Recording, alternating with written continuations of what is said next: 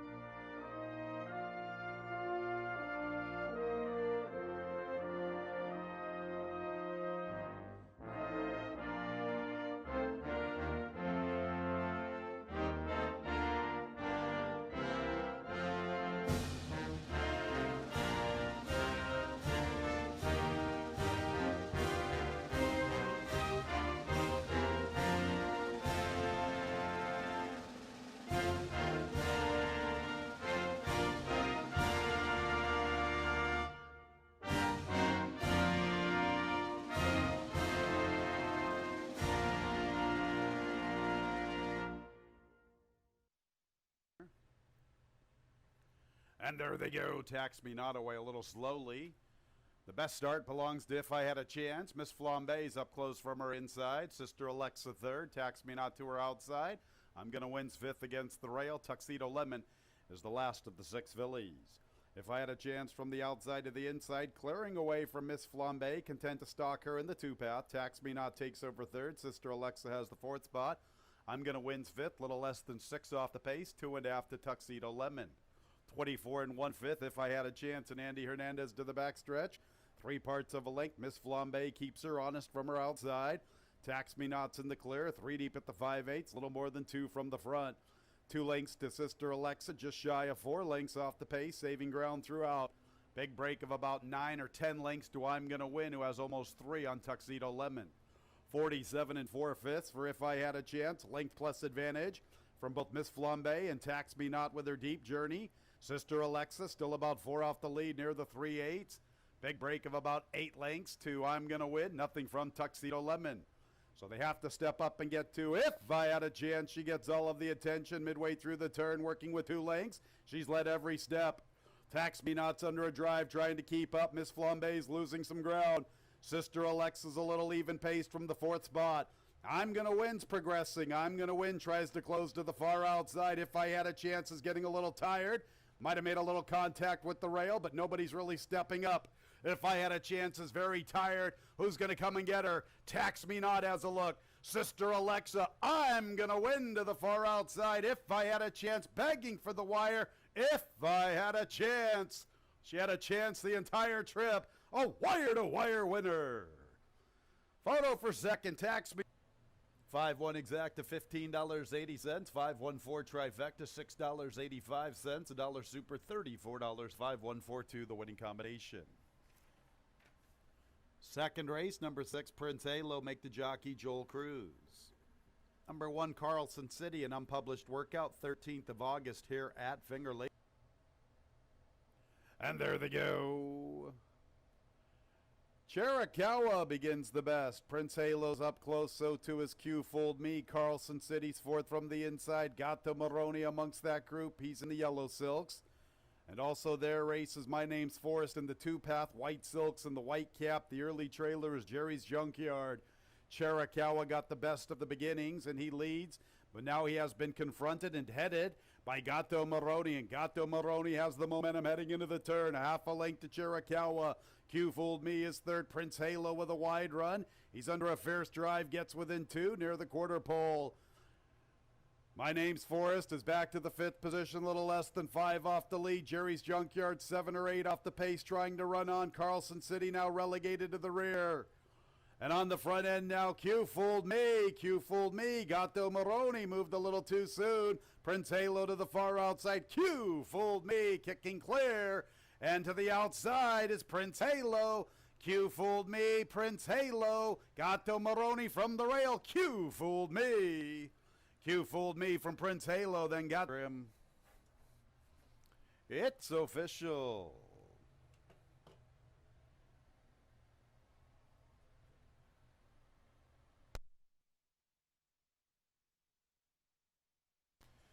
Early double, 5-7, $39.40.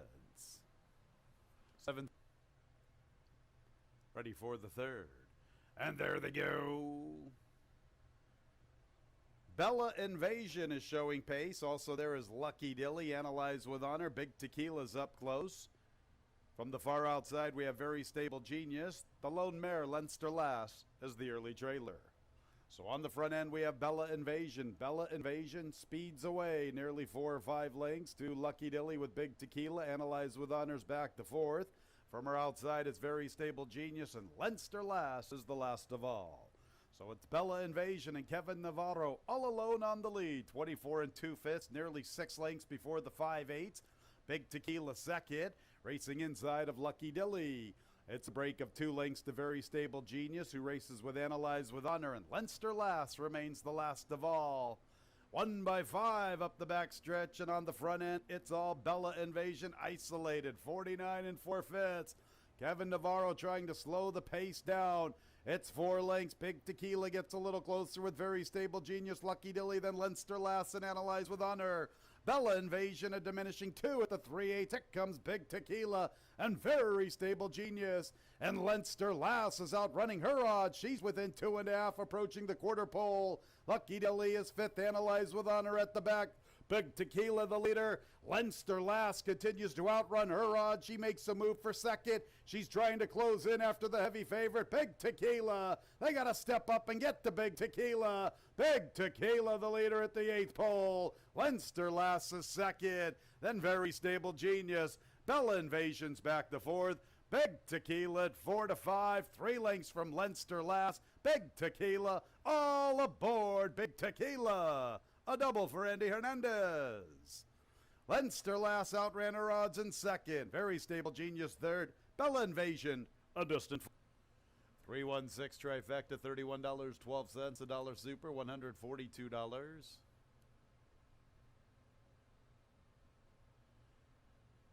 A 7-3 daily double, $21.60. Early pick 3, 573, $16.12.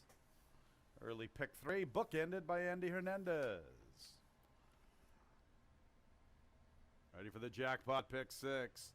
And there they go. Kim broke a little outward, but she's right there with the group. I'm a Good Looker is sent to the front. Mama White Sox wants to go after her. And Kateri Empire comes away in good order, saving ground, utilizing her draw. Kabuki's in the clear in a nice position. Manhattan Ladies to her inside. Kim is second last. Andromeda's Child is the last of all. And I'm a Good Looker makes the pace 2 lengths to Mama White Sox. Kateri Empire is third, and Kabuki matches her. They're about 3 lengths off the favorite. A length and a half to Manhattan Lady with Kim to her outside. 7 or 8 to Andromeda's Child. 24 2/5. I'm a Good Looker. Andy Manuel Di Diego past the 5/8. A length and a half from Mama White Sox. Kateri Empire from the rail. Kabuki is still up close in a nice striking position. Committed to a 3-wide run. Little less than 3.5 off the leader. I'm a Good Looker. Length plus back to Manhattan Lady. Another length to Kim. Nothing from Andromeda's Child. 49 seconds for the Wind Machine. I'm a Good Looker. She's looking for career win number 19. She leads by 2. Mama White Sox stays close. So too does Kateri Empire. Kabuki now launches her charge. Kim tries to gear up with Manhattan Lady. I'm a Good Looker is a 1/4 mile from the wire. She has plenty of pursuers. Kateri Empire. Kabuki with her wide run. Mama White Sox gives way. I'm a Good Looker on the front end. Kabuki's on the attack. Kateri Empire fights on. Manhattan Lady trying to crash the party to the far outside. Here's Kabuki and Manhattan Lady. Manhattan Lady up to the front. Manhattan Lady front and center. Kabuki second. I'm a Good Looker third. And 4th place to Kateri Empire. 4-6 exacta, $161. 4-6-3 trifecta, $127.50. $1 super, $1,168.50. A 3-4 double, $70. 7-3-4 pick 3, $170.50. We had a claim out of the fourth race. Number 7, Kim, moves to the barn of Ralph Dellis. And there they go. I Will Rock You is showing good speed. So Noted broke very aggressively. They are 1-2 out of the starting gate. Big Shot in the News strides into third. Just one more Patron's in the fourth spot, then Chosen One Elijah. Magic Roy was towards the tail of the field. Now he's trying to rush up with his wide run. And Tchaikovsky's only 3 off the lead as they bunch up heading into the turn. I Will Rock You, Big Shot in the News. So Noted's getting the nice trip. And there's Magic Roy after the slow start. He's in the scene 3 deep. Then we're going to just one more Patron with Tchaikovsky. They have 5 to find on So Noted, who has his nose in front of I Will Rock You. Chosen One Elijah's the last of all. And So Noted has the lead. I Will Rock You sticks to him. So Noted, I Will Rock You is running a huge one from the inside. He has reclaimed a narrow lead at the 8th pole. I Will Rock You and So Noted. I Will Rock You getting away at 14 to 1. I Will Rock You. He's rocking everybody to start the pick 5. So Noted second. Checking in.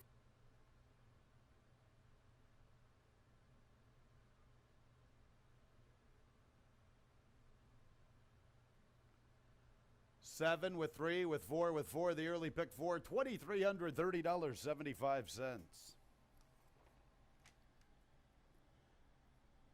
Race 6 starts the late pick 4, scratch 4, Campai. Post time in 23 minutes.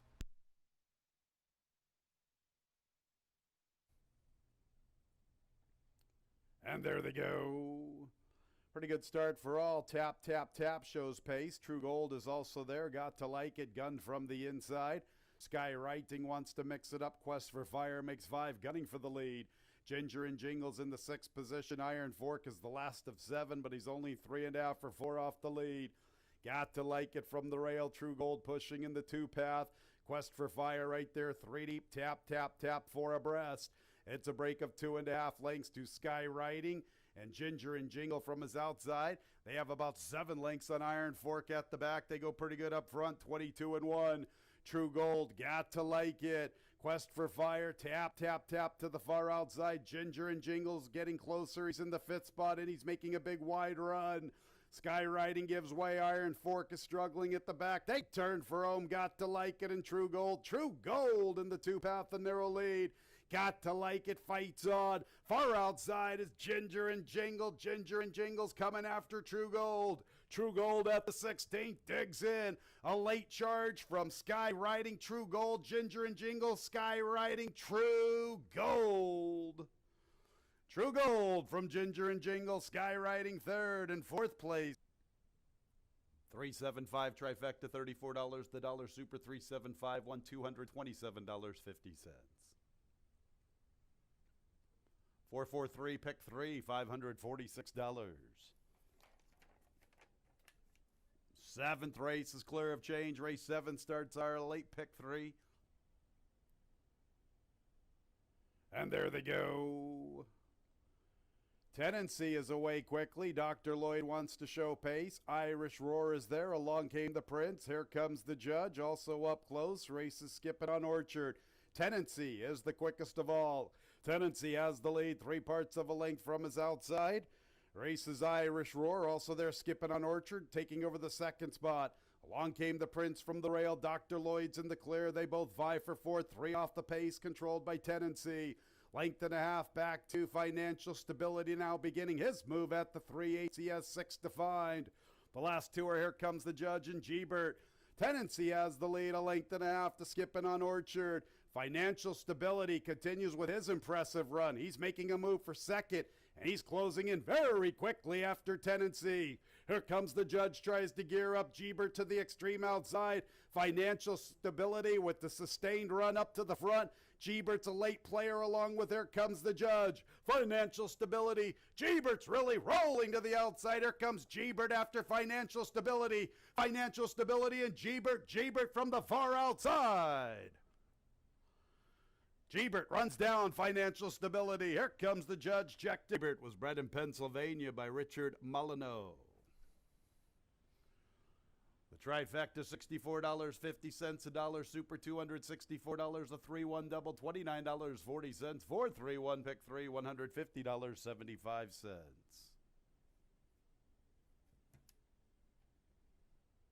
They're all in there.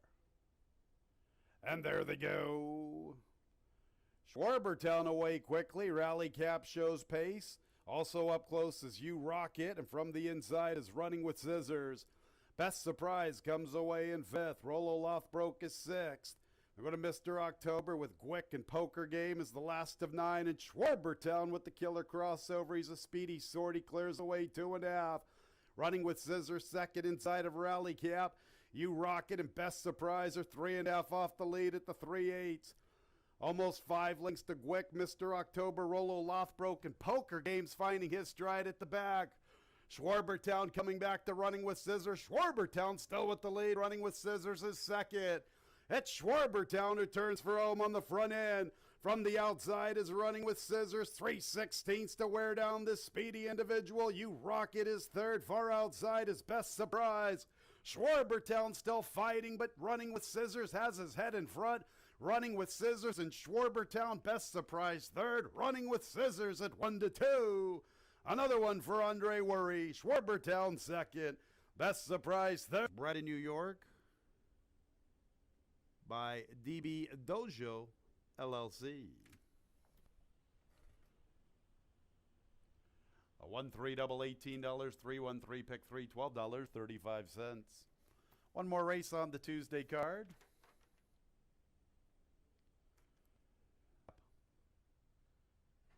And there they go. Grammy Dance broke very alertly this afternoon. The sprinter on the stretch out hooks up with Engineer's Report. Our Golden Lad comes away in third, headed by General JC, also stretching out. Farther out in the field is Honorable Union. We go to True Blue Giant, the favorite, Icy Dude, and the early trailer is Judith's Cougar. So it's Grammy Dance and Engineer's Report on the front end, 2.5 to General JC, a smart tracking trip from him. In the fourth spot is Honorable Union, 3 lengths off the lead entering the backstretch. They try to slow it down up front. True Blue Giant and Icy Dude both recognize the pace is being softened, and they're getting within 5 before the 5/8. Our Golden Lad gives way just a bit, settling off the pace, 7 off the lead, and to his outside is Judith's Cougar, 24-1 the opening quarter. Grammy Dance, Engineer's Report, General JC can wait no longer. Dalton Brown very aggressive up to the front. Honorable Union's in the fourth spot, 2.5 off the lead. True Blue Giant from the inside. He'll have to overcome traffic, bide his time. In the meantime, Icy Dude got the better of it, and Icy Dude's rolling up. And one's closing from the back marker. That's Judith's Cougar. He's making up a lot of ground. So Icy Dude gets the race. He's confronting General JC. General JC still with something left. Icy Dude to his outside. They have kicked clear 5 lengths. Judith's Cougar, then True Blue Giant. They turn for home. General JC aggressively handled by Dalton Brown up the backside. Icy Dude, they're shoulder to shoulder, and it's getting physical at the 8th pole. Icy Dude's up to the front. General JC's back to second. Icy Dude for 2 out of 3 at even money. General JC ran a winning race. He's second best this afternoon. It's tight for third. Judith's Cougar or True Blue Giant. Honorable Union also there with them from the rail. 60 cents, 2-8 exacta, $29. 2-1-8 trifecta, $28.25. 2-8-1 trifecta coming up next.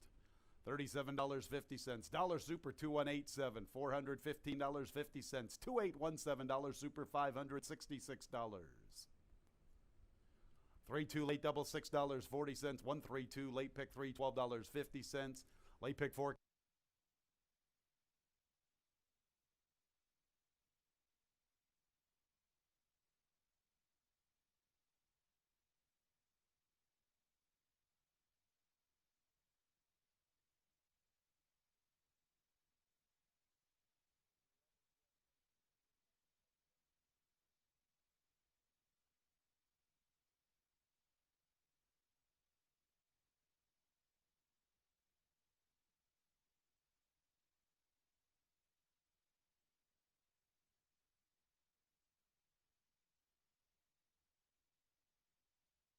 A pleasant good afternoon, ladies and gentlemen. Welcome to Finger Lakes Gaming and Racetrack, our Wednesday opener in about 40 minutes.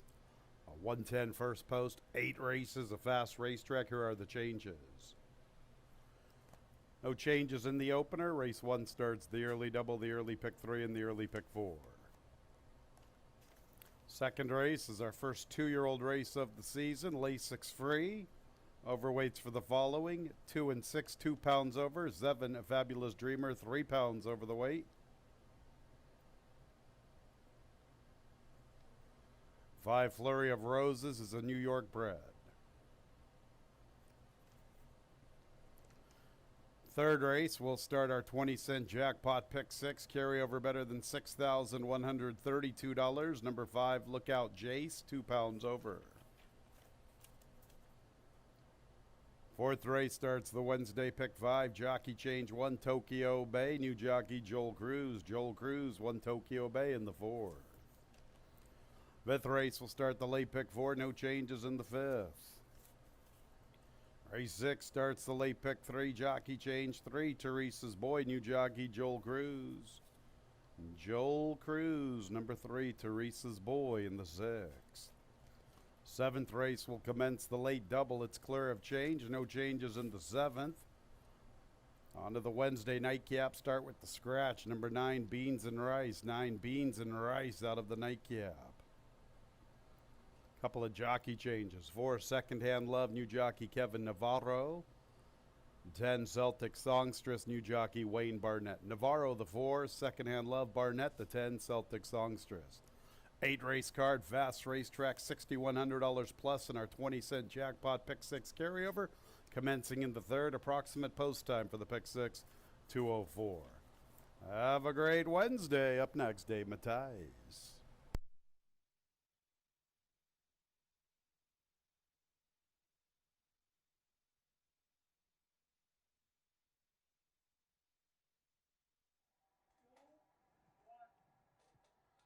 I'm David Tice here, Finger Lakes Gaming and Racetrack.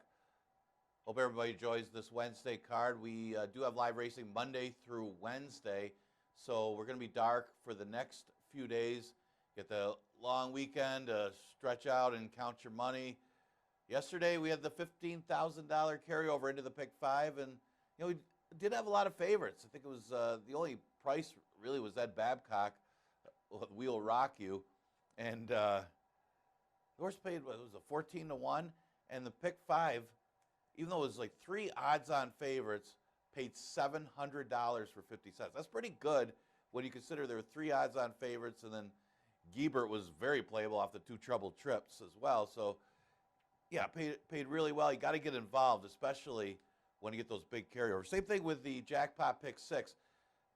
It's getting up there. We got up to $6,000 in that jackpot pick 6, what I like to call the Patriot pick 6. But that one, you hit it, you get 75% of the pool. But if you have that individual ticket to hit the pick 6, you have to be the only ticket, though. And you'll get that whole jackpot. And that would be quite a bit of money. Catch a couple long shots. You beat a few favorites here and there. And boom, I say it's only a 20-cent minimum wager. Definitely want to get involved in that jackpot pick 6. Now, who's been good this year? And you see, I don't want to say new faces, but as far as being on top, Luis Perez has always been around there. But Luis Perez is having a phenomenal season so far. 24 victories to start off the season. And the other guy you got to mention is Andre Worry's been an absolute fire lately. He's up to 20 wins. I mean, we've only been running, 3 or 4 weeks? They got 44 wins between the 2 of them. That's just those 2. I mean, it is far back to the 3rd place guy. And Gomez is having a pretty good season. He's got 13. But that just shows what a season both Luis Perez and Andre Worry have been having. What a great start to the season. And hopefully it continues for a while. All right, fast racetrack for today. I mean, we did get a little bit of a sprinkle of rain overnight. First race, a starter optional claimer. $10,000 is the tag. The starter is for $5,000 or less in 2019 and 2020. It goes a distance of a mile. We haven't seen this distance that often this year, but it did attract a pretty good field.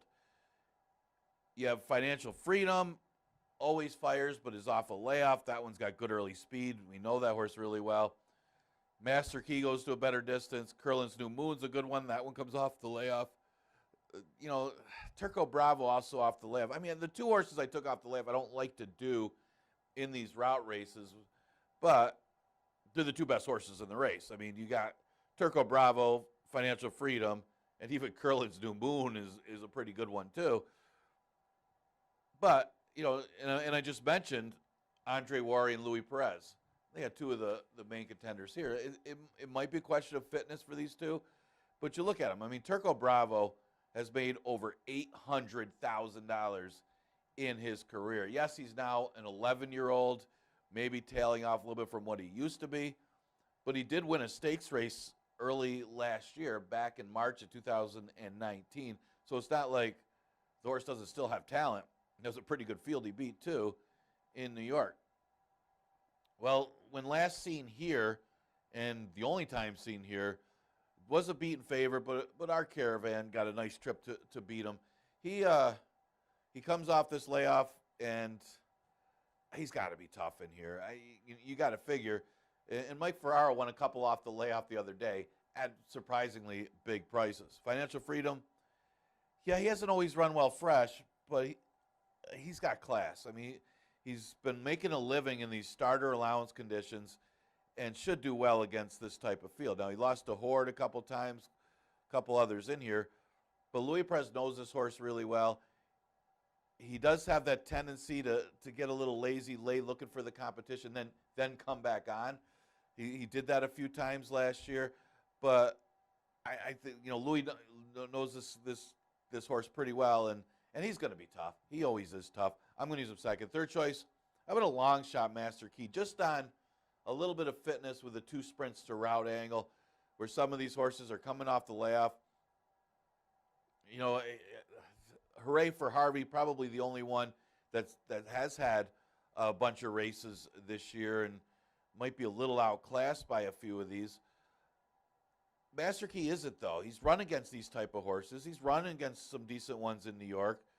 Mile, not necessarily his best distance. He likes a little longer, but he has been going sprints. And you know what? One of his sprint races wasn't that bad.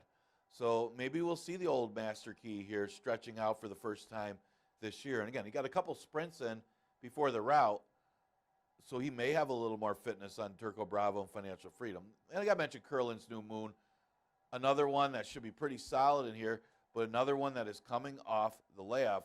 Good work showing for Curlin's New Moon on August 13th. Comes out of good races when he was here. I mean, this horse is undefeated at Finger Lakes, a perfect 2 for 2.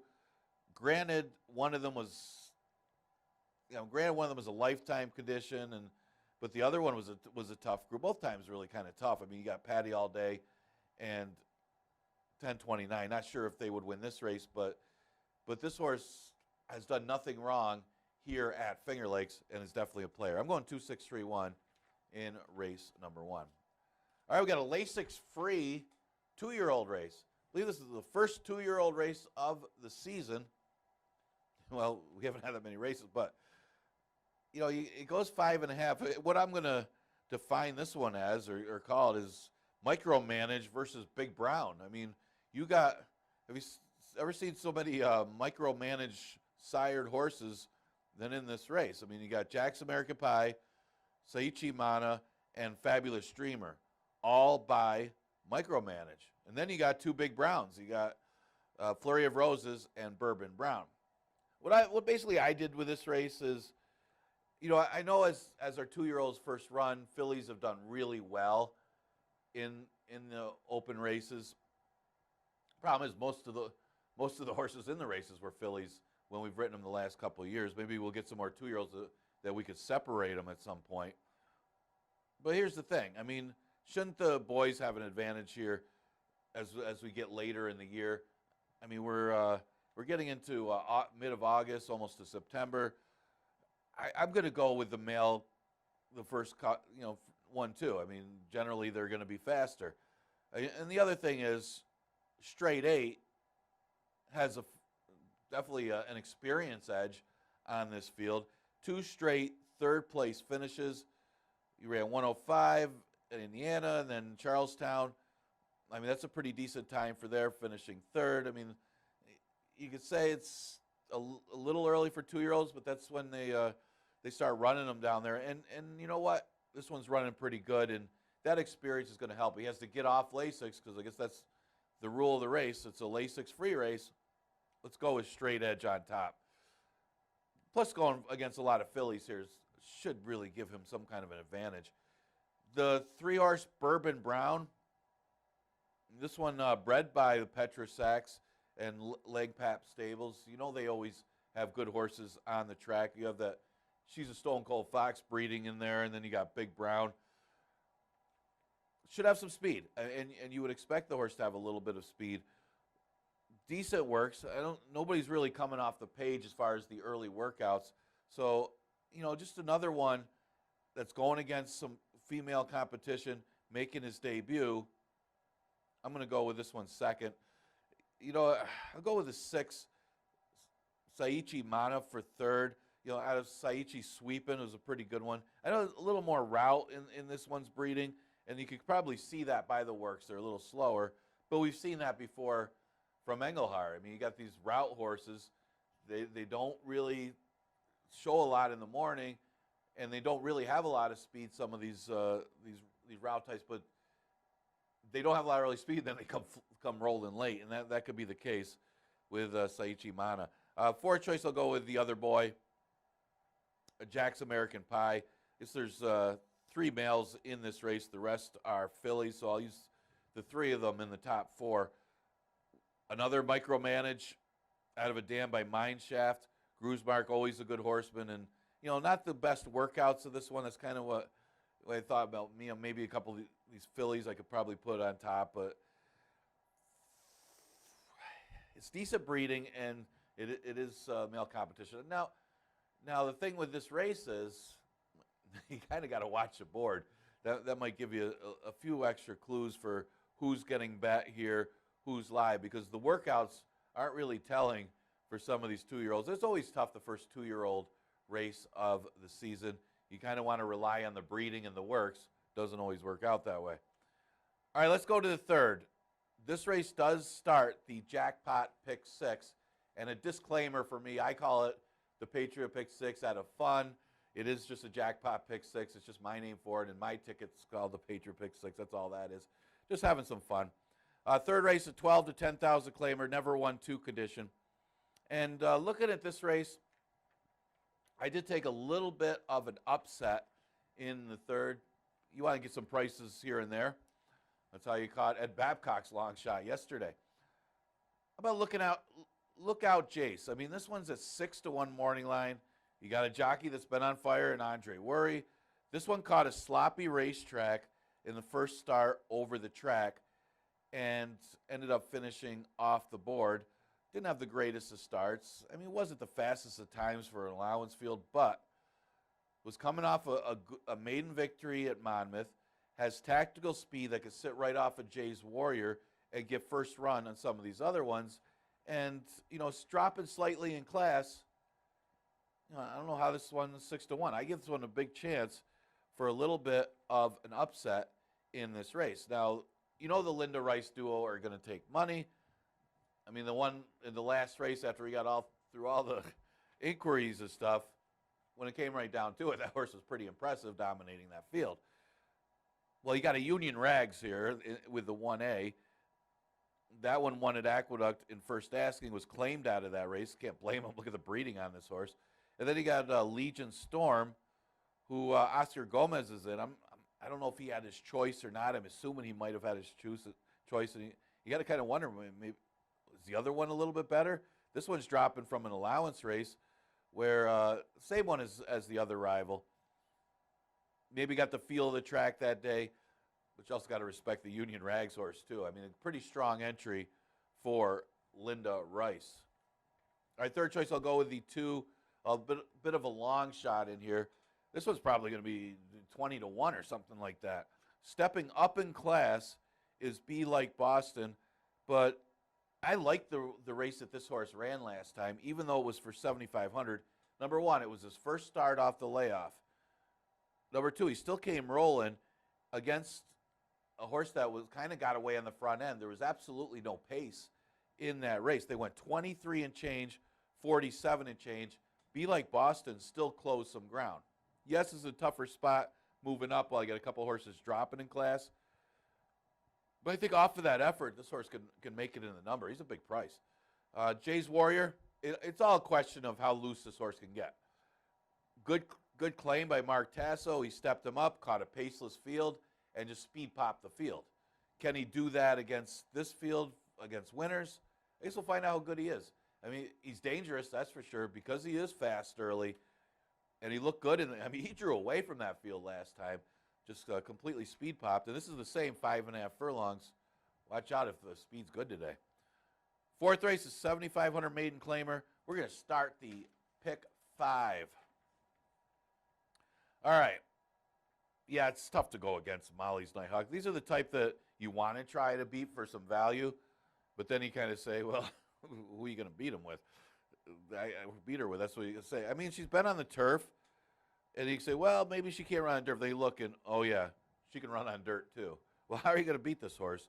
On paper, you shouldn't, but sometimes there's a reason they're running for 7,500 with this drop in class. They're not doing as well against the 40,000s. But at this level, Molly's Nighthawk really looks tough to beat in here. Tokyo Bay, maybe the best shot to beat her. She got caught wide last time, ended up losing double digits to Kitten Heels, who was a pretty good one. Wasn't going to beat Kitten Heels. But look at her form in New York. Wasn't that bad. I know they're restricted races for 2- and 3-year-olds, but she's not getting beat all that badly in those races. I think Tokyo Bay might have a shot in here. Going to use Shine Like Bobby for third. I mean, after you get past the first two, it's hard to like anybody in here.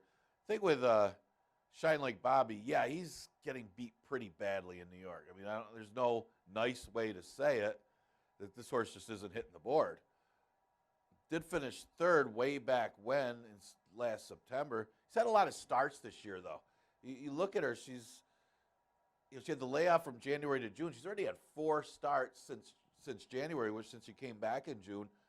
None of them very good, but this is a big drop in class, and maybe having that fitness could help her get in the number in this race. So, I mean, it's just hard to like anybody else in here. I'm going to use her third. And what about Ukiah? I got to use somebody fourth. After you get past Molly's Nighthawk and Tokyo Bay, it really is hard to like anybody else. And then you're just searching for some angles. I mean, Ukiah lost by double digits, first start over the track. Well, what can you say? Let's give him an excuse give her excuse as the first start over the track. The other race lost a jockey. Can't go by anything there. Maybe she's a little on the wild side. We'll see. You never know. I mean, at least that one seems to have some room to improve. We'll say that. All right, tricky one is the 5th race because you got some drop downs in here, and normally a soft condition. Now there's a race in 2019, 2020. We'll start the late pick 4 with race number 5. And you got horses that have been against tougher. I mean, you got Encryption Key. What do you do with Encryption Key? I mean, here's a horse that's never seen a tag, been running against maiden special weights in New York. The one start here was in a 3 lifetime allowance, and that was off the layoff. It was almost 2 years. And that's the big thing. This horse had to need that last race. I mean, it's been off since October of 2018, not last October, October of 2018. So it's been a long time away. So, yeah, did finish last. Must have needed the race. It was also against Disco Dino and Giebert, who we saw come back to win yesterday. What did you expect from the horse? But, dropping in class here to 5,000, this is a huge drop. Doesn't have to be much. And if he got anything out of that race being off for that long, it's going to be awfully tough in here. But real tricky read, though. When they're off that long, sometimes they need a couple starts. Sometimes they're just not good anymore. We'll find out. I mean, Panama Ed, very consistent horse, always there, except for his last race. I mean, nowhere to be found. I mean, that was in the slop. It was not a good effort for Panama Ed. Didn't have the greatest of trips. Is outside today. Give him another chance, at least to be there. One thing is, he hasn't really fared well here at Finger Lakes. Some of his races at Parks are better than the Finger Lakes races. That might be part of it there. Frosty the Dragon, probably do what Frosty the Dragon does. He looks like he's the winner coming down the stretch and seems to just flatten out, hang a little bit, but is always right there. It doesn't matter what the competition is. He'll run to the competition. But at this level, it's hard to leave him out. I got him third. And for fourth, how about, what do you do? Another one, Daggett. This one's been off since July, so over a year off for Daggett. You know the horse has got a ton of early speed. In the past, was one of the quickest horses from the gate here at Finger Lakes. Could do those 21 and 3s. Sometimes stopped, but sometimes Murph could get this horse to keep going. Maybe need in a race, but if this one doesn't, might keep going. Watch out for Daggett on the front end. Dagnammit. Sixth race goes the distance of 1 mile and a 16th. I'm going to go with a little bit of an upset. Here's the reason why. Yes, Honorable Avenue looks pretty good. Looks like should beat this field. Was dominating the field last time. The problem is he dominated the field last time, but then he decided, well, I'm going to pick up my heels a little bit and allow Bajemini Slew to come back on and beat him. That's a concern. If horses start that behavior, they tend to repeat that behavior of looking for competition. Well, he looked for competition last time. Guess what? He found it. And I found an interesting horse. And you know, Conway's been very good lately at stretching horses out. You got another micromanage. Today's micromanage day. Nobody likes to be micromanaged. But let's face it, Blizz. This horse, you know, you look at the form. He ran third in his debut against a pretty good maiden field. I know it was a 12-5 2-year-old race, but it turned out to be decent. I usually knock those races because the maiden specialties, they're usually horses that can't hit the board against the specialties. They drop them to 12-5. But that one came out okay. First start off the layoff against older horses. Had a poor start, never really in it. Was gaining some ground. Does look like a horse that wants to go longer. And I think this is a questionable field. I mean, these horses have been running against each other. They haven't been going ridiculously fast times. That if this horse on the stretch out has anything, I think he's got a good shot to beat this field. And the other thing is, as far as beating Honorable Avenue may try to beat himself, and that's what you're kind of looking at. Are you going to take a short price on a horse that did the behavior he did last time, where he looked like he was looking for the competition in Bajemini Slew, and he found it? Well, he's the horse to beat. Let's face it, he's the horse to beat. I'm going to use him second. Oliver with a Twist was forced to have a wide trip after the slow start. He had to get up into the race, and unfortunately, because he had to get up into the race after the slow start, yeah, he just it got to him after a while, the outside trip. Unfortunately for Oliver with a Twist, you look at his paper, even when he went to New York, you always see Honorable Avenue ahead of him. I mean, he doesn't finish ahead of Honorable Avenue. Well, that's a problem. You got Honorable Avenue's in the race. I'm going to use him third, because how can you put him ahead of Honorable Avenue if that one keeps finishing ahead of him? Simple logic. And then the other stretch out, and with another good stretch out trainer in Mike Lacessi, you got Tap It Happy John adding Lasix, stretching out for the first time. Had a slow start, kind of pressed the pace last time, but you know, maybe the extra distance could help Tap It Happy John. He's kind of making the same move as Blizz. One start as a 2-year-old, making his second start as a 3-year-old, and stretching out. Could be a good angle. All right, I got to finish up quick here. 7th race, an allowance race, goes 5.5. I did go with the 7 Saratoga Promise. I mean, I wasn't that impressed with the race last time because he got the trip, and you know, kind of Irish Roar didn't really. I mean, it was more baseman Dave getting tired late. But it's a big effort because he had been off since June of last year. And this horse showed a lot of promise early in his career until the Ontario County, where he threw in a dud and hadn't been seen since. So at least it's a positive sign that he ran so well. And let's face it, that was off a long layoff. So even if you're gauging how good he'll do in this race by that race, I wouldn't, because I think he can improve off that race, making his second start off the layoff, and I'll use him on top. San Juan Diego ran into Bears Mafia last time, and that one was just gone. Had to settle for second. No Bears Mafias in here. He's definitely a player. And then I used the 2 and the 4, 3rd and 4th. Disco Dino looking for 3 in a row. Yeah, I don't see him getting a clear lead in here. My man Mo always fires. I'm going to go, all right, I'll go to the 8th race. 12-5 maiden claimer, going 5.5, running out of time. So he scratched the 9, Beans and Rice.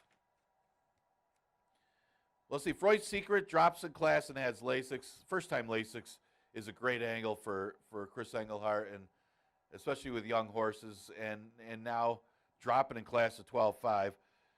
Yeah, kind of a dud. I mean, I expected better from this horse last time. At least the fans did. He went off at odds of, what, 2-5. That was kind of low for a horse coming off a layoff since June of last year. He probably needed the race. Second start off that long layoff, he's going to be tough. Maybe a Rainbow, 2 straight seconds in the condition. Really tough in here. And then there's an interesting one in honor of Owen Jr. 4th career start, 2 of them on the turf. Goes back to the dirt. And I think this is going to be a little easier than the restricted 3-year-old races. At least a couple of them that she comes out of, other than the top 2, of course. Youth Gone Wild comes off the layoff, but she's got credentials to win, too. She's got to take some of that turf form and do it on the dirt. But it is the first start since October. Enjoy today's card. Again, today's Wednesday, so we are dark the next few days. So our next live day will be Monday with the 1:10 first post.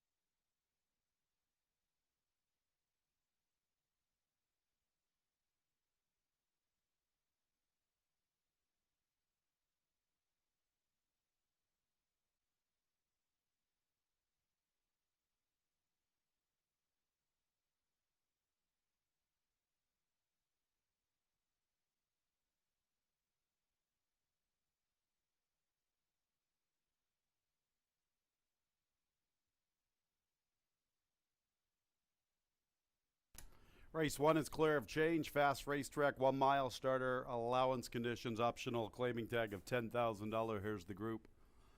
Number 1 is Curlin's New Moon with Emmanuel Di Diego.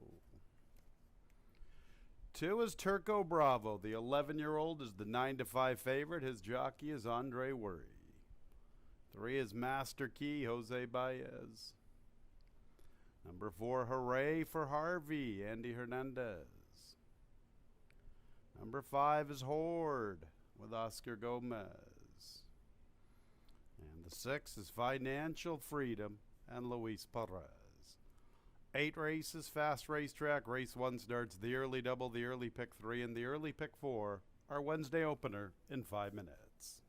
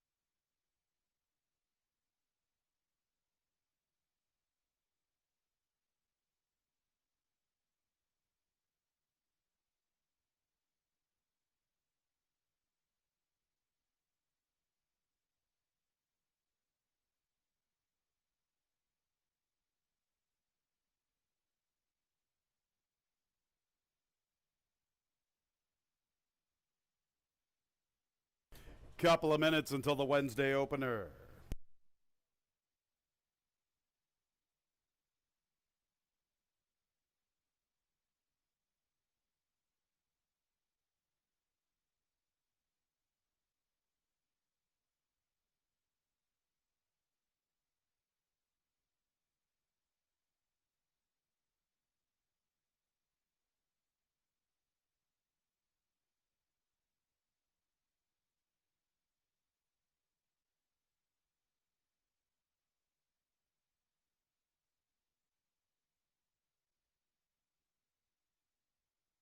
One minute, the horses are approaching the starting gate.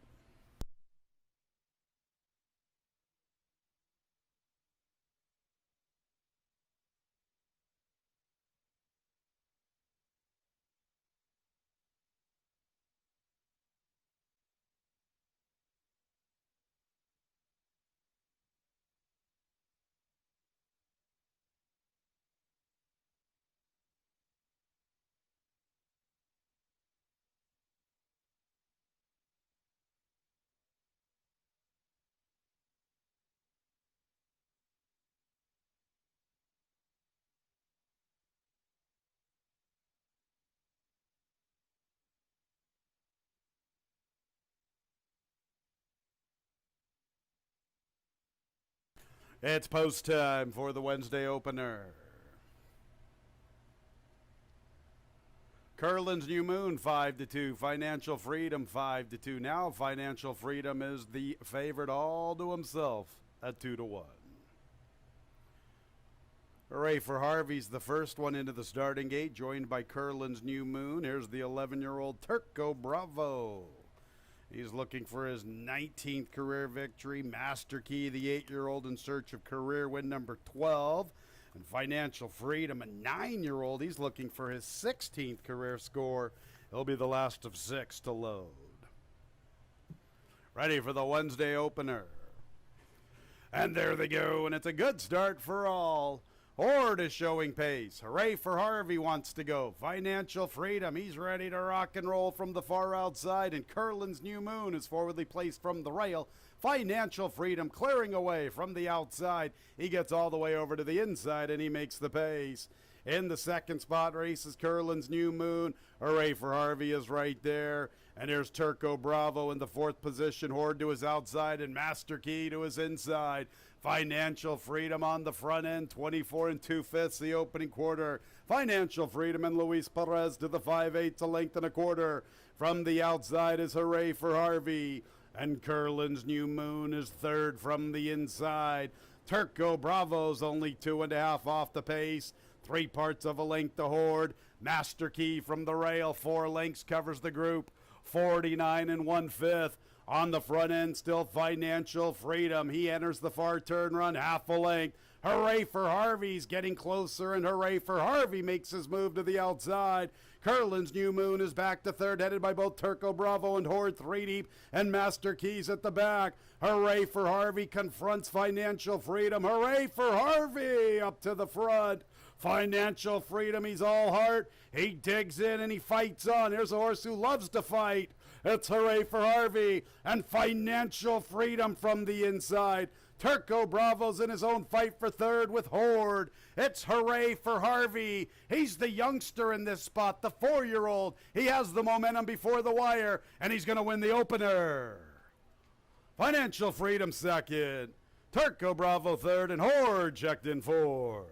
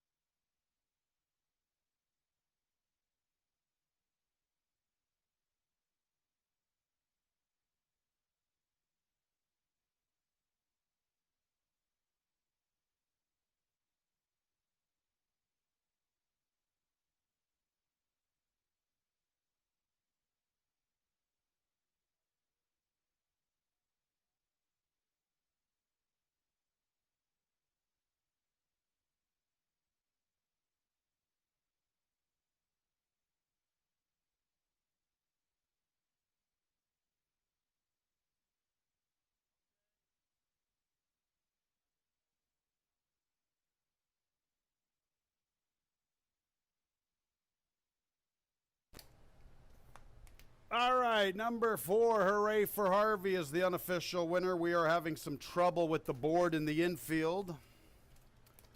Number 4, Hooray for Harvey, the unofficial winner. Second place, 6, Financial Freedom. Third place, number 2, Turco Bravo. Fourth place, number 5, Horde.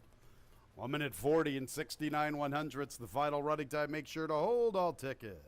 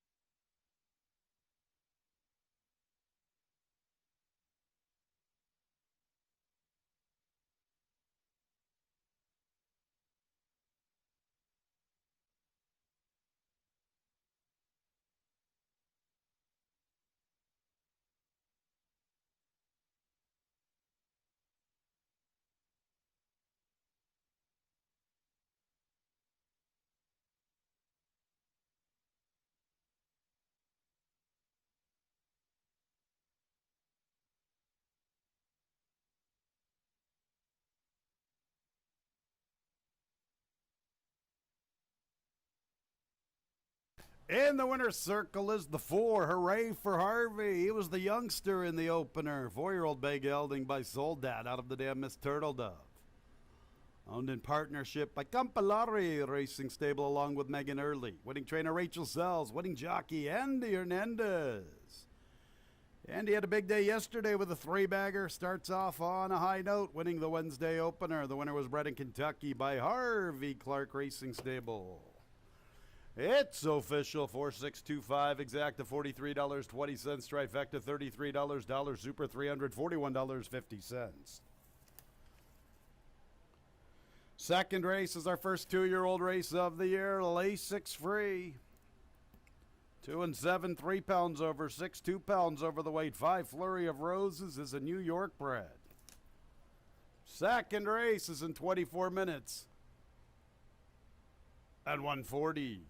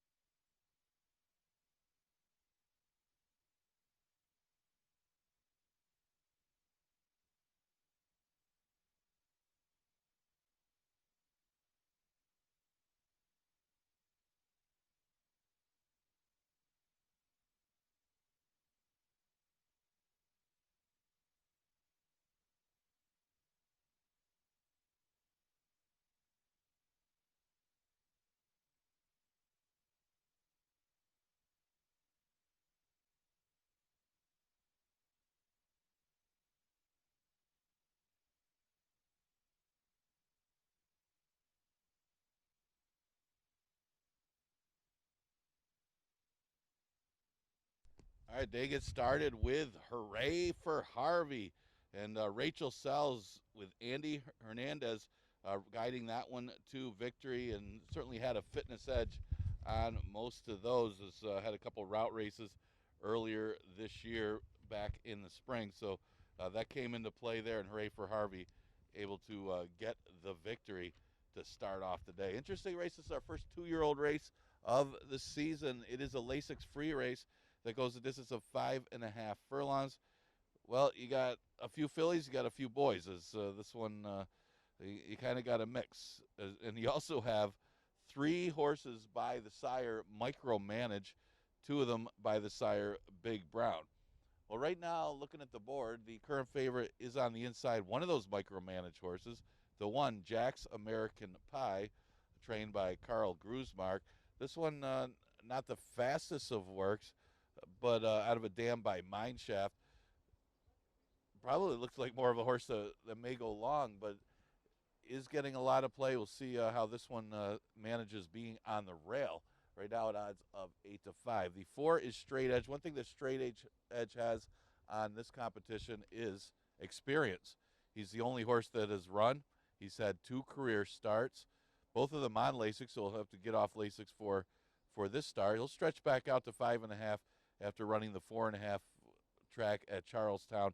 That was in the slop. He did show good speed in both those starts, so would not be surprised if this one gets the early lead on this field, and maybe that experience will come into play, as he's right now at odds of 3-1. The 5-horse Flurry of Roses getting some action for the John Buckley barn. This is one of the fillies in the race against the boys. Some decent works for Flurry of Roses. One of those big browns that certainly has the breeding to win first out. But she also, keep in mind, some of these fillies, they do get an extra 3 pounds against the boys because it is the open 2-year-old maiden race that at least they'll give them some advantage. This one right now at odds of 4-1, and we've seen the first race of the season a few times. I think the last 2 or 3 years, the fillies have done very well, even have won. But this one, we have Exacta, Trifecta, Superfecta, Daily Double, and Pick 3, beginning with race number 2. You got about 8 minutes to post.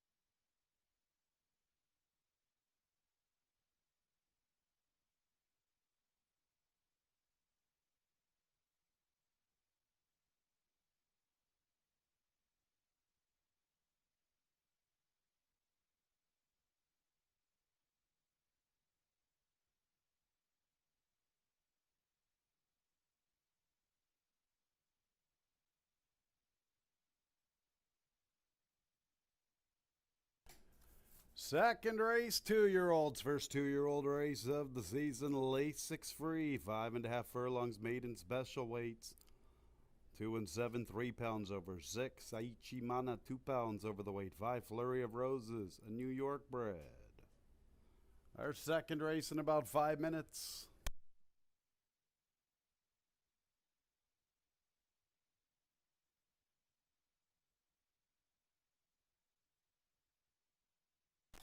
There's the field, beginning with the 1, Jack's American Pie and Tammy Permarini.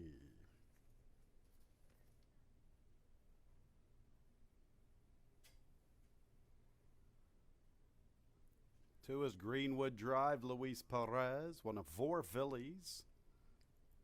3 is Bourbon Brown, Andy Hernandez. Andy looking to sweep the early double onto the 4 straight 8. Luis, make that Andre Worry. Andre Worry. Number 4 straight 8. This one's a stablemate to the 2. There are the other fillies. 5 Flurry of Roses, Jose Baez. We'll skip ahead to the 7 Fabulous Dreamer, Emmanuel Di Diego. And 6 Saichi Mana, John Davila Jr. 2-year-olds, first 2-year-old race of the season, Lasix free, race 2 in 5 minutes.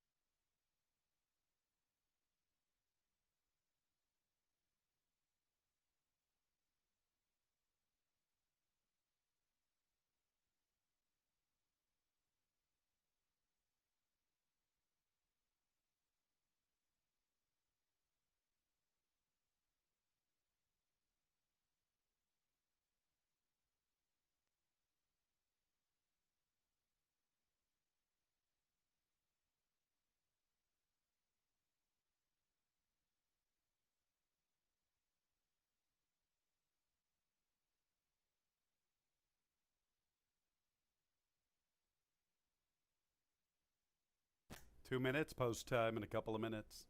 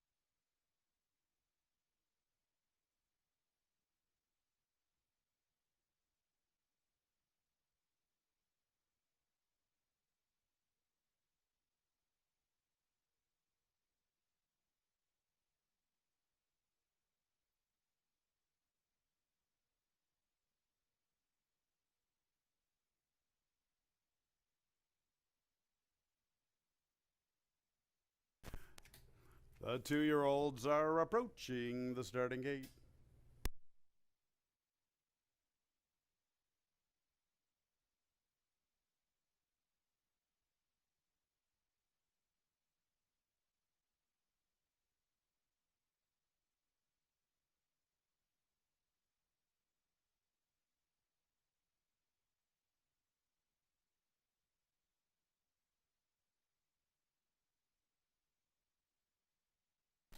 It's post time for the second race, our first 2-year-old race of the season, Lasix free, and the only 2-year-old with racing experience is getting all of the wagering attention. That's number 4, straight 8 at even money.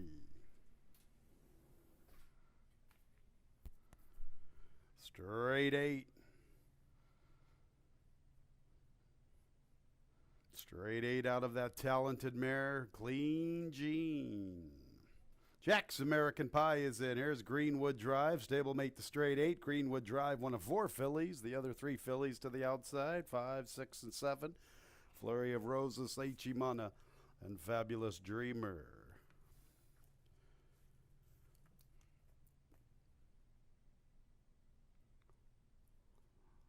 A little bit of hesitation from Bourbon Brown. Straight 8.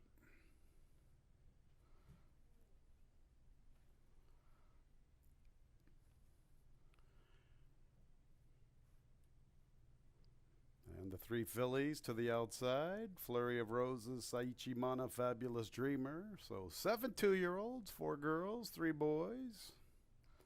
Straight 8 dominating the board at even money. Now down to 4 to 5. 4 to 5, straight 8. Couple to load, Saichi Mana and Fabulous Dreamer.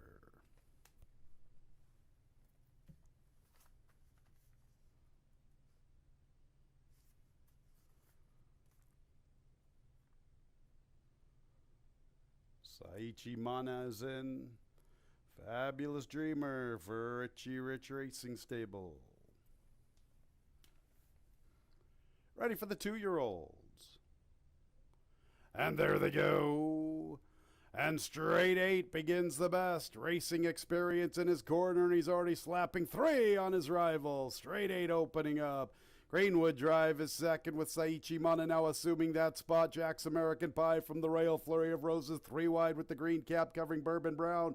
Fabulous Dreamer is the last of all. And straight 8 popped the starting 8. He works with 2 lengths heading into the turn from Saichi Mana. Jack's American Pie is third. Greenwood Drive is a little more than 3 from her stablemate, and she's closing in, taking over third. Bourbon Brown is 6 or 7 off the pace, a length and a half the Flurry of Roses, about 3.5 the Fabulous Dreamer. Straight 8, the one to come and catch.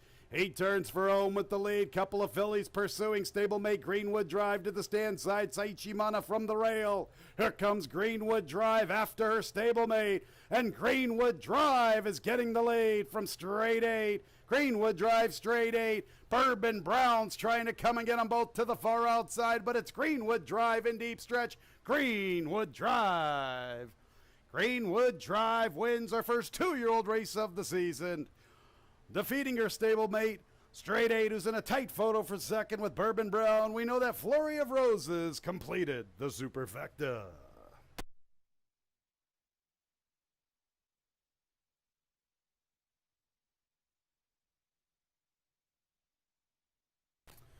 Greenwood Drive is the unofficial winner. One of the fillies. She's out of the damn Livermore Valley. Kind of sentimental to me. I grew up in Livermore, California. And it is Greenwood Drive, the unofficial winner in our first 2-year-old race of the season. Got pretty tight for second. Tight photo there. Make sure to hold all tickets. The final running time, 108 and 30/100.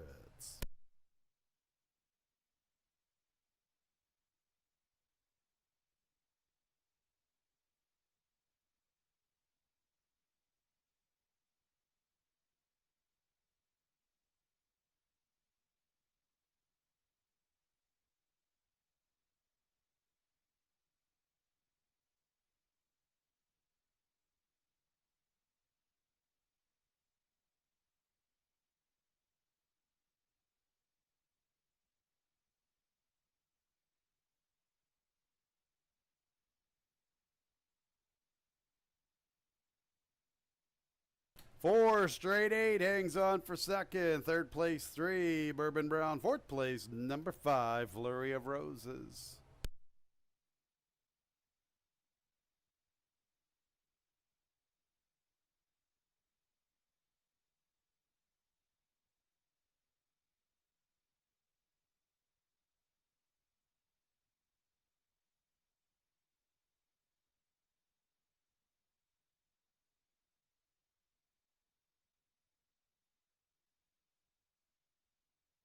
Second race is official. 2, 4, 3, 5 on the board.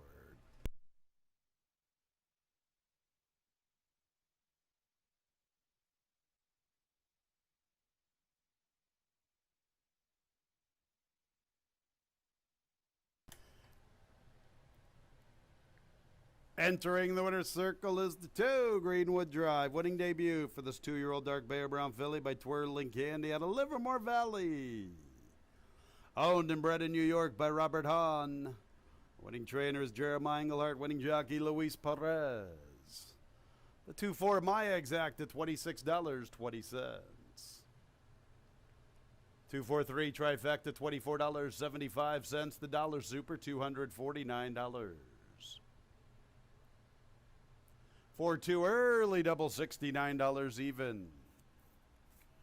Race 3 will start our 20-cent jackpot pick 6. Carry over better than $6,100.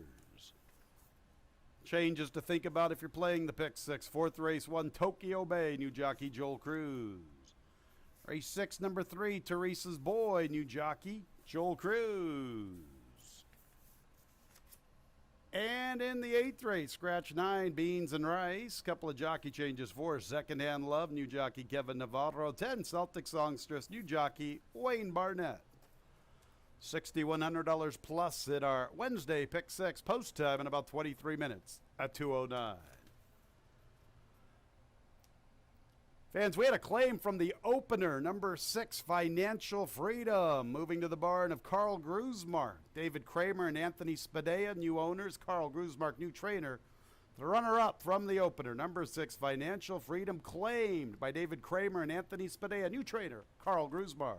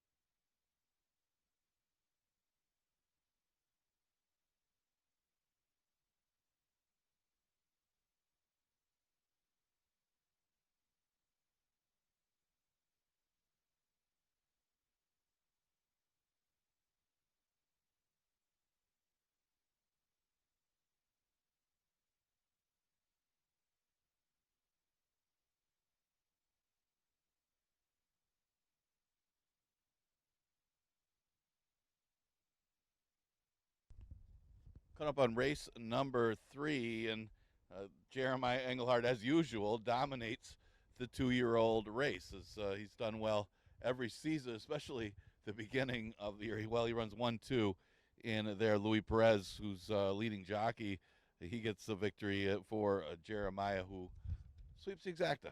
All right, third race, 12-5 down to 10. Never 1-2 condition, going a distance of 5.5 furlongs. No surprise, the entry for Linda Rice getting a lot of early play. Legion Storm and Union Banks. You get 2 for the price of 1. And Legion Storm making his second start here at Finger Lakes. Ran off the board in his first start. Didn't show much for early speed. Was trying to make up some ground in the slop. Goes the same distance today, 5.5 furlongs. Probably be a little bit closer today, but he's coupled with Union Banks, who's by Union Rags.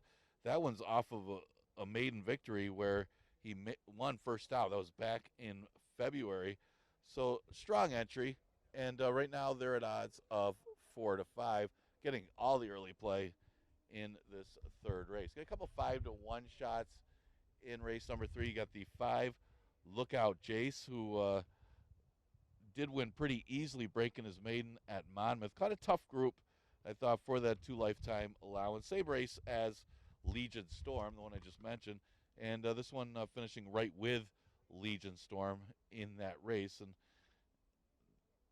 that was in the slop as well. And, you know, you kind of can forgive some of the efforts that were on the slop, as both of them take a drop in class. You look at Lookout Jace, who finished 7 lengths back, and it was Legion Storm, who was right there 5 or 6 lengths back, and that puts him closer at the 12-5 to 10 level, as it should be a little bit easier. He's right now at odds of 4-1. Speed of the speed could be the 6 Jay's Warrior, who just completely speed popped the field, jumping up in class off of the claim for 5,000. Obviously a different horse when he's able to get the lead, and should be able to do so here, or at least have a chance to make the lead, but much tougher competition than the maiden field that he beat. But if he gets clear, he certainly is dangerous off of that maiden victory. So 9 minutes to post for the third. Remember, we start the jackpot pick 6, exacta try super daily double, and pick 3, also available here.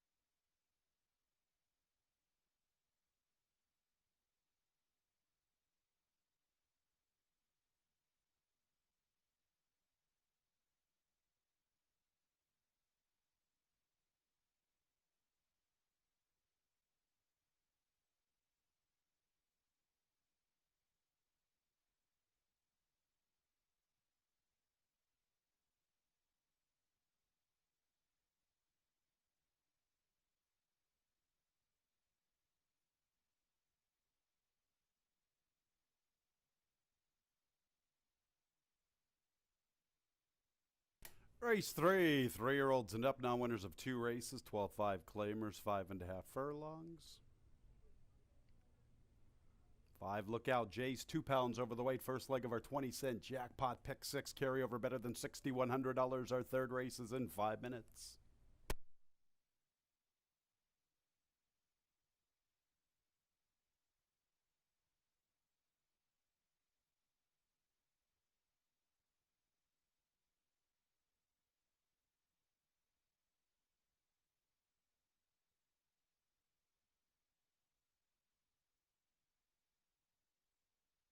Here's the field. 1 Legion Storm, Oscar Gomez. Stablemate 1A Union Banks, Michael Davila Jr. 2-1 for the Linda Rice duo. 2 is Be Like Boston, John Berrios. 3 Cross-Eyed Cat, Rudy Ignacio.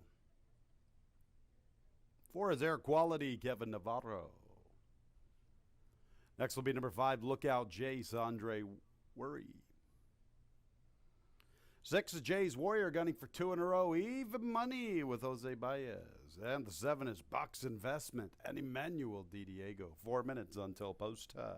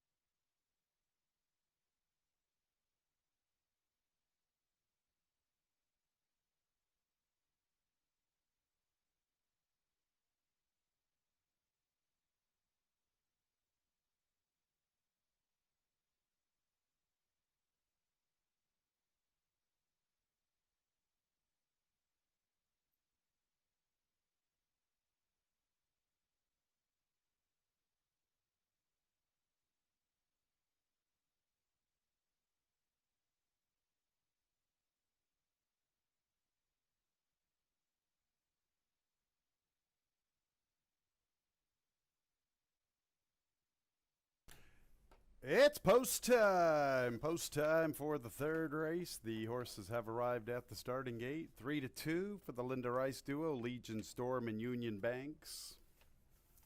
5-2, number 5, Lookout Jace. 3-1, number 6, Jay's Warrior. First leg of the 20-cent jackpot pick 6.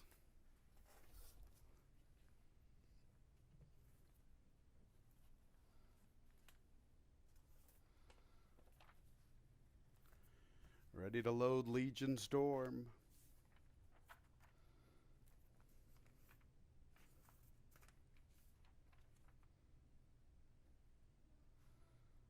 There's Lookout Jace. Jay's Warrior.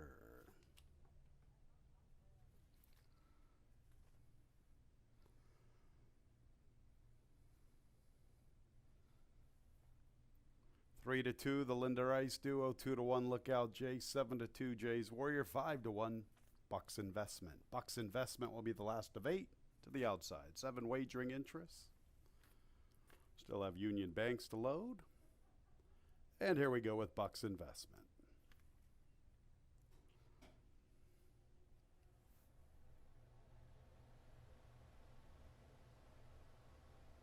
And there they go. Lookout Jace begins the best. Jay's Warrior quickly tackling him. They hook up with one another. Be Like Boston is third. Bucks Investment comes away in fourth. Then we'll go to Union Banks, Legion Storm, Cross-Eyed Cat, and Air Quality is the last of all, and Jay's Warrior is the first of all. Clearing away, 2 lengths to Lookout Jace, who follows very intently from second. And here comes Union Banks making a move for third from the inside. Be Like Boston tries to quicken with him. Bucks Investments in the 5th position, 4 lengths from Jay's Warrior. And farther back after that races Legion Storm, Cross-Eyed Cat second last. The trailer remains Air Quality. Jay's Warrior and Lookout Jace are 1-2, and Be Like Boston from the outside. And Union Banks is chasing them. Jay's Warrior still with the lead. Lookout Jace with 3/16 to come and get him. And there's Lookout Jace making his move for the lead. Lookout Jace gets to the front. To the outside, Union Banks with Be Like Boston. Lookout Jace chased home by Union Banks. Lookout Jace. Lookout Jace from Union Banks. Be Like Boston third. 4th place to Jay's Warrior.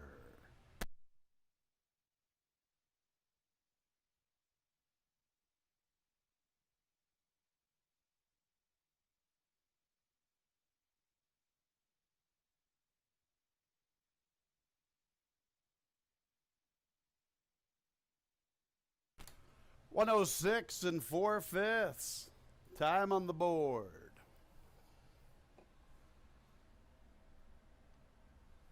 Five, Lookout Jace, the unofficial winner, 2 out of 3.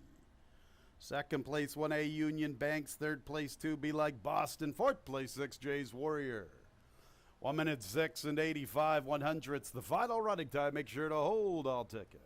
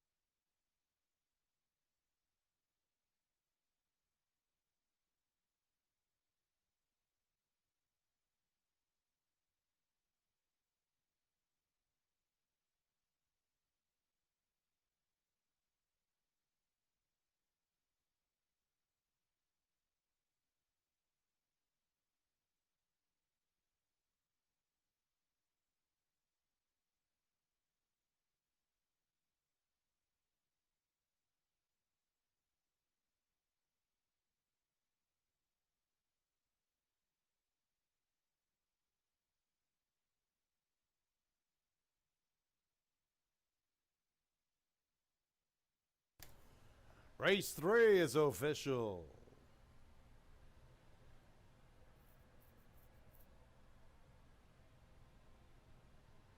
Entering the winner's circle is the 5. Look out, Jace. That's 2 out of 3. 3-year-old Bay Colt by Looking at Lucky out of the damn Let's Shoot pool.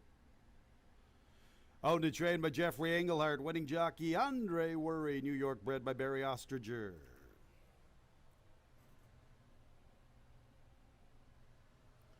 $5-1 exacta $14. 5-1-2 trifecta $23.87. Dollar super $99.50.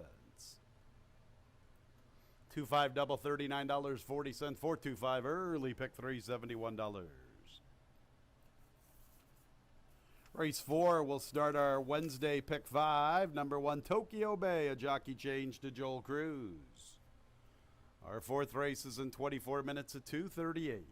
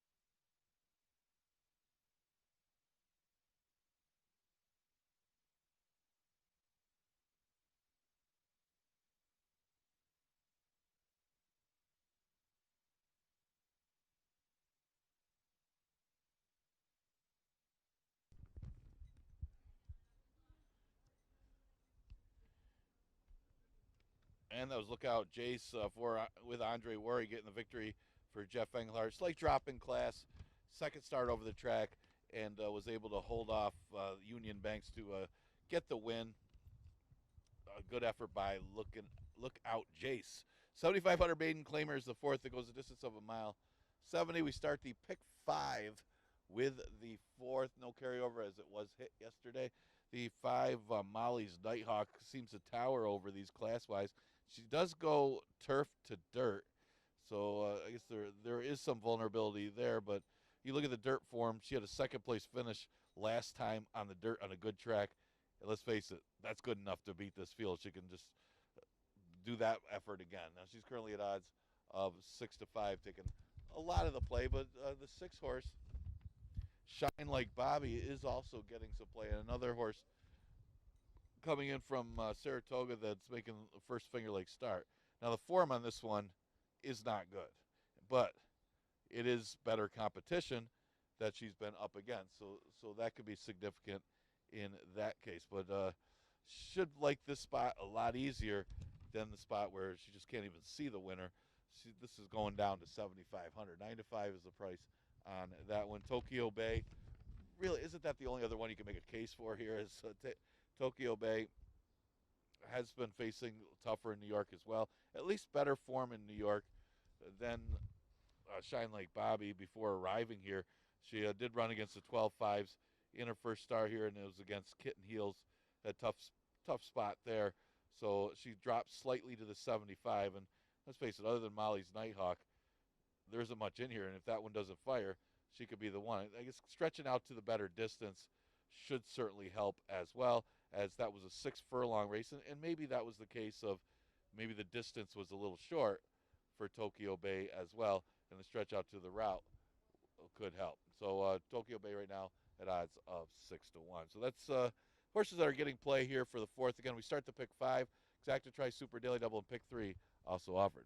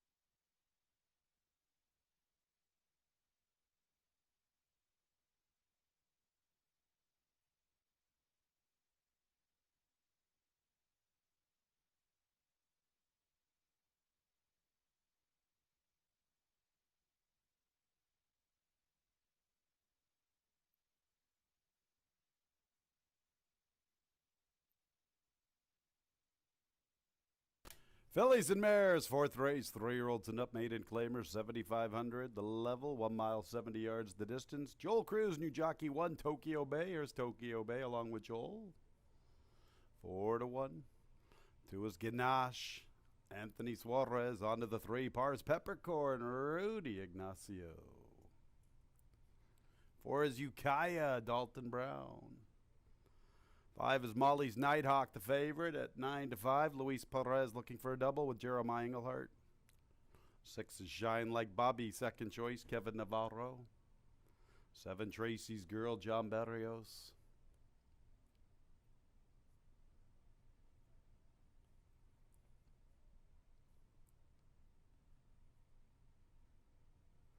And the 8 is Allie's Courage, Carlos Camelo, Rachel Sells looking for her second training score on the afternoon. First leg of our pick 5, the 4th race in 4 minutes.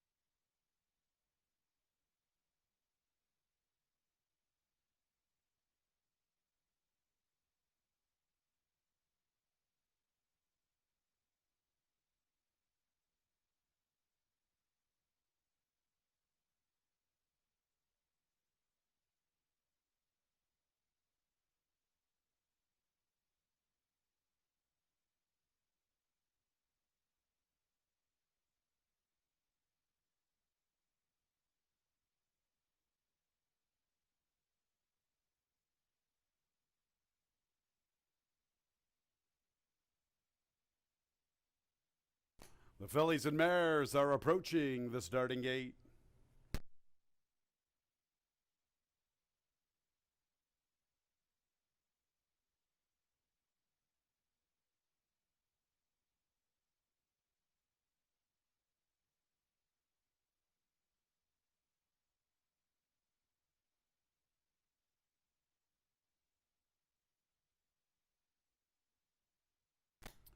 It's post time for the fourth race. 8 fillies and mares arriving at the starting gate. First leg of our Wednesday pick 5. Heavy favorite number 5, Molly's Nighthawk at 4-5. Tokyo Bay is the first one into the starting gate.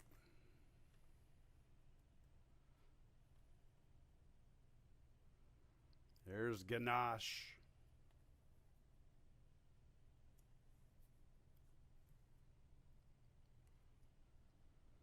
Pars Peppercorn.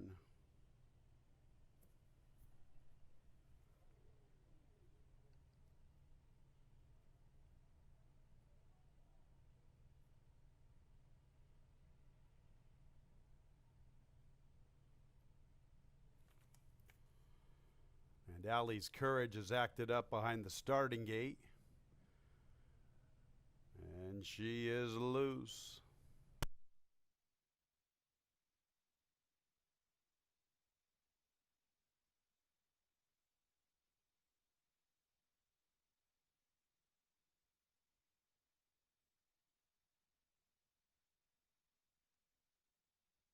Late scratch number 8, Allie's Courage. Refunds, win, play, show, wagers, exacta, trifecta, superfecta wagers. A refund for the double starting here in the fourth. A refund for the pick 3 starting here in the fourth. Now consolation versions of the double that started in the third. The pick 3s for races 2 and 3. And concerning our pick 6 and the pick 5, you will automatically receive the post-time favorite. Late scratch 8, Allie's Courage from this fourth race.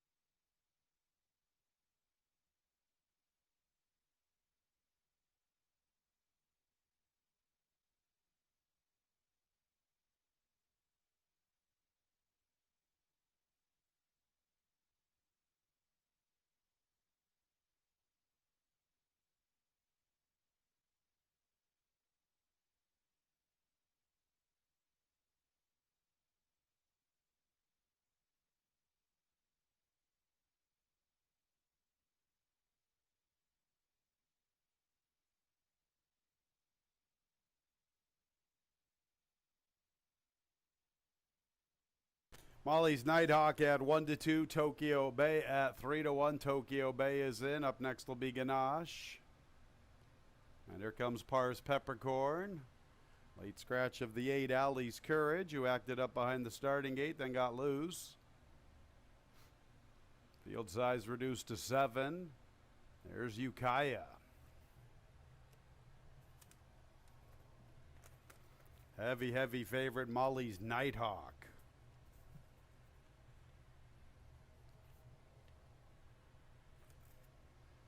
Shine Like Bobby. And Tracy's Girl, the last of 7. 1-2, Molly's Nighthawk. 3-1, Tokyo Bay. Just about set for the pick 5.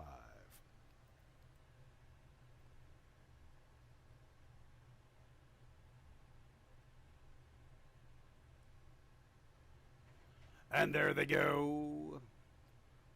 Tracy's Girl is sent to the lead from the far outside. Ukiah's trying to show speed with her. And Molly's Nighthawk will secure third. Pars Peppercorn has the fourth spot.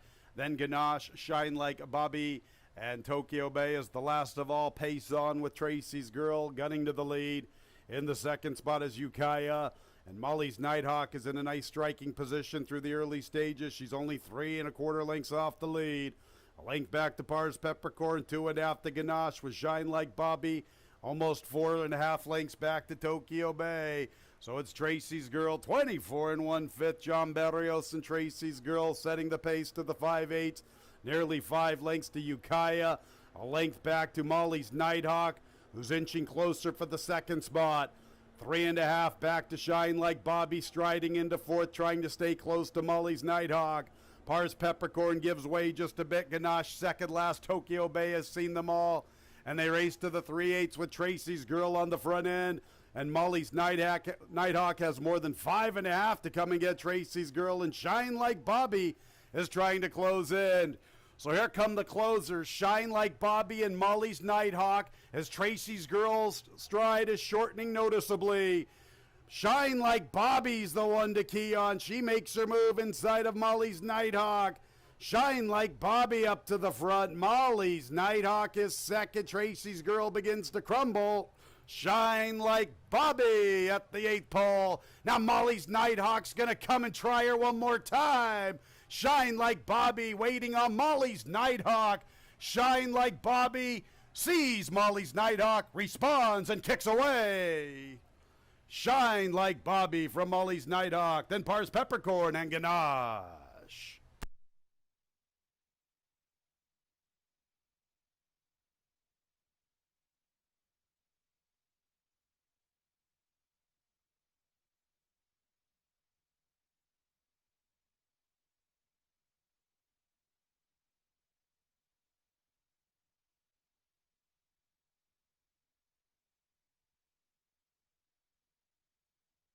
$150 and 26/100ths, the final running time.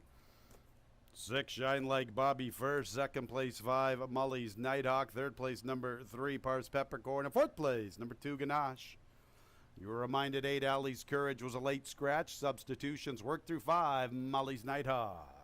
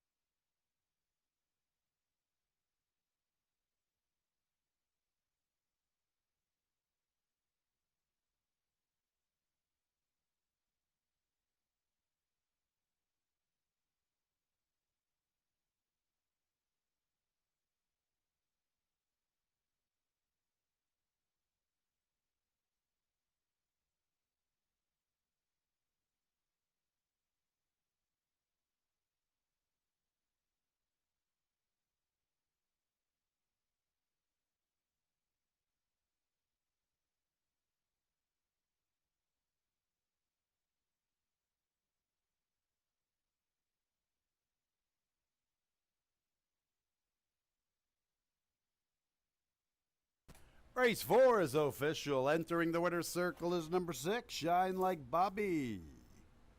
3-year-old Bay filly by Shanghai Bobby out of the dam Shiraji Blossom. Owned by Randy Prasad. Winning trainer Alexandra Hillegas. Winning jockey Kevin Navarro, a Kentucky bred by Liberty Road Stables.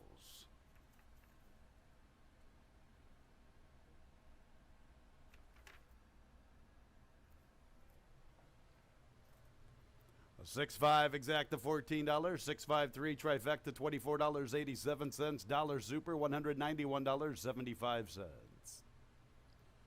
5-6 double $34.60, 5-8 consolation double $6.50, 2-5-6 pick 3 $50.25. 2-5-8 consolation version $8.05, 4 with 2 with 5 with 6. Early pick 4 $476.50. Fifth race starts our late pick 4. No changes in the fifth. Post time is in 23 minutes at 3:10.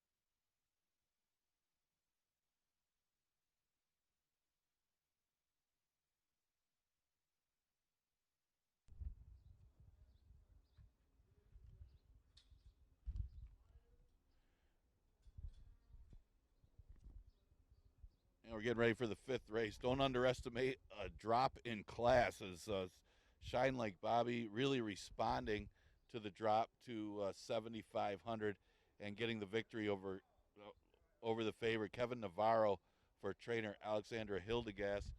Looked like pulled up his feet looking for competition, then still rolled away pretty easily. Shine Like Bobby, the 7,500 level is awfully tough. Big difference than being at the 40,000. Fifth race, 5,000 claimer going a distance of 5.5 furlongs. Horses have not won a race in 2019 and 2020. Probably the two horses inside and outside are the ones that are getting the action. You got Panama Ed, who didn't fare too well in his first Finger Lakes start of 2020, losing by double digits too decisively. Zanato came out of that race to win, though, the horse that was second. So maybe it could be a little bit closer today. Did catch slop in that race. That was first start coming back since February. Normally very consistent is Panama Ed. The inside speed figures to come from Encryption Key. This one had been off for almost 2 years, and well, you didn't expect him to run that well against allowance horses. So this is a significant drop in class, plus maybe got something out of that race, being that it was his first start since October of 2018. So he expect him to get some play. Hope that he doesn't need another one off of that long layoff. Frosty the Dragon usually lands in the top three. Was a well-beaten second last time, going 5.5. But makes his third start off the layoff and should be able to land a share against these. But you know, he does run second and third a lot, and that's just kind of his thing. He's got 3 wins, 10 seconds, and 7 thirds, but usually can count on him to land in your trifectas and superfectas. So fifth race, we start the late pick 4.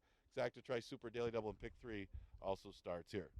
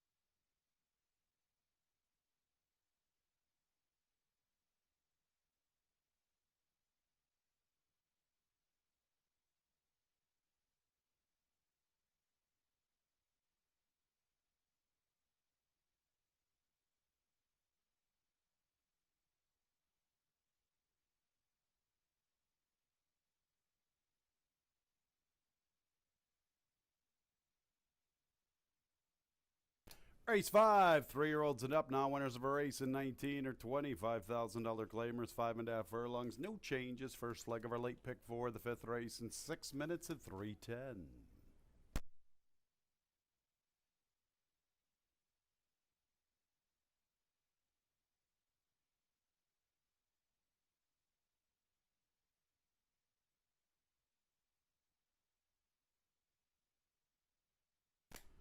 There's the field beginning with number 1, Encryption Key with Jose Baez. 3-1 in the wagering, current second choice. 2 is Frosty the Dragon, Wilfredo Rohina.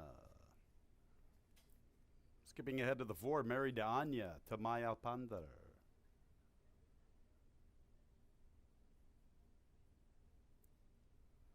5 is Bustin' to Get Home, Joel Cruz. 6, Ay Caramba, Joel Saunier. 7 is Daggett, Dean Freites. 8 is Panama Ed, the favorite at 2-1 with John Davila Jr. And the 3 is Rocky River with Dalton Brown. 4 minutes until post time.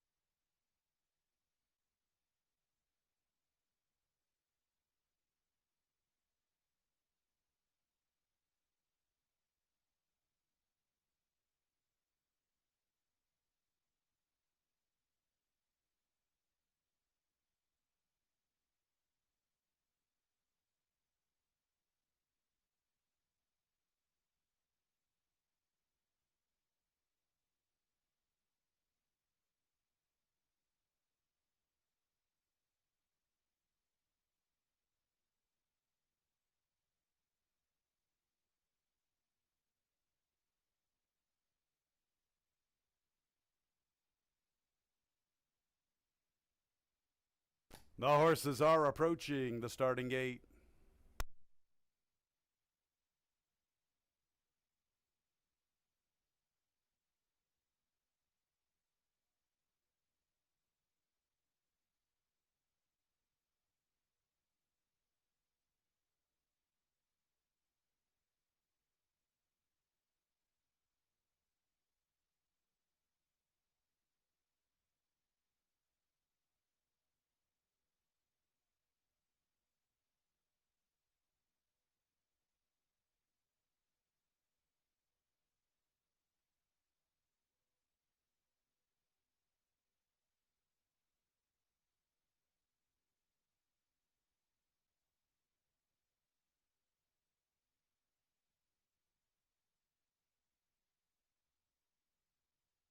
It's post time for the fifth race. First leg of our late pick four. Somebody's going to break through with a W. Non-winners in 19 and 28. Panama Ed at 2-1. Number 1, Encryption Key, 7-2. 2, Frosty the Dragon. Number 2, Frosty the Dragon, also 7-2. Now drifting down to 5-2. So it's Panama Ed at 2-1 and Frosty the Dragon at 5-2. Working on Rocky River. And Rocky River is in. Here's Mary Danya.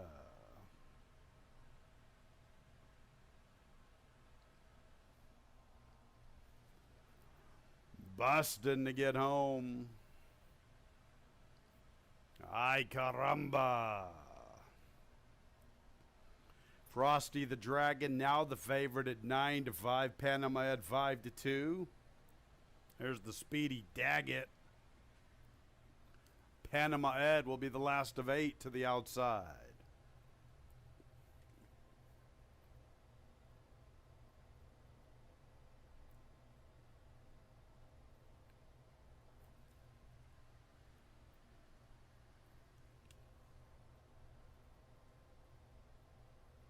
Ready for the late pick 4. And there they go. And Daggett wins the start. He has the lead to himself. Mary Danya's up close from second. There's Encryption Key and Rocky River advancing into a shared second spot, pursuing Daggett. Frosty the Dragon's in the 5th position. He's been guided into the 4 path, and he's closing in. He's chasing after the pacemaker Daggett. Panama Ed 3rd last. Bustin' to get home 2nd last. Ay caramba at the back. So on the front end, Daggett, but here's Frosty the Dragon going from 5th to 2nd, just like that.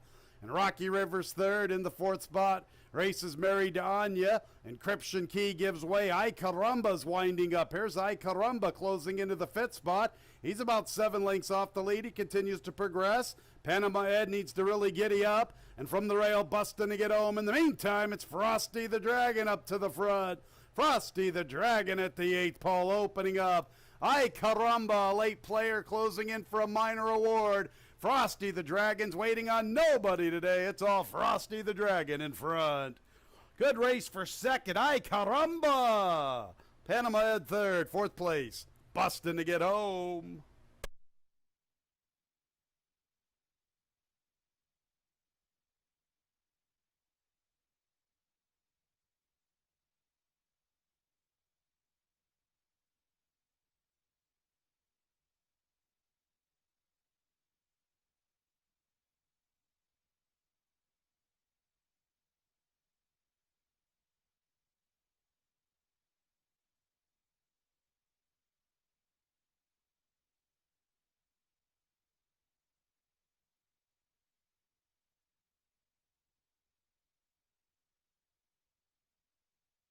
Two, Frosty the Dragon cruises today.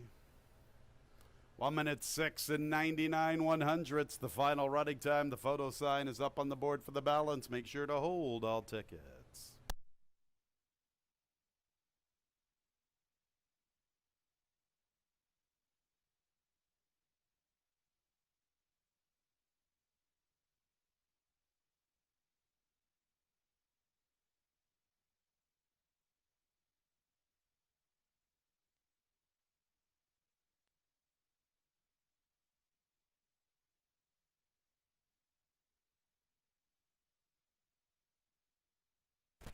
Results of the photo, 2nd place.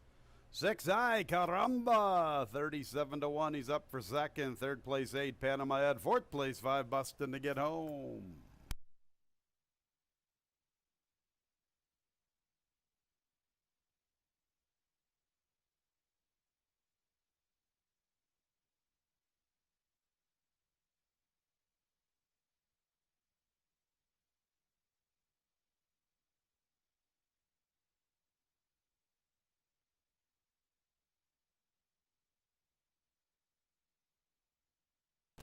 There's Frosty the Dragon, his 4th career victory. He's a 6-year-old chestnut gelding by Frost Giant out of the damn Angry Dragon. Frosty was angry today. He cruised. Windy Lee Farm, the winning owners, winning trainer John Buckley, Winning jockey, the Master, Wilfredo Rohina. Frosty the Dragon was bred in New York by Sunrise Stables LLC along with Troy Levy. It's official. 2685 on the board. 26 exacta, $148. 268 trifecta, $80.25. A dollar super, 2685, $780.50. A 6-2 double, $44.40. 562 pick 3, $38. 582 pick 3 consolation version, $6.50.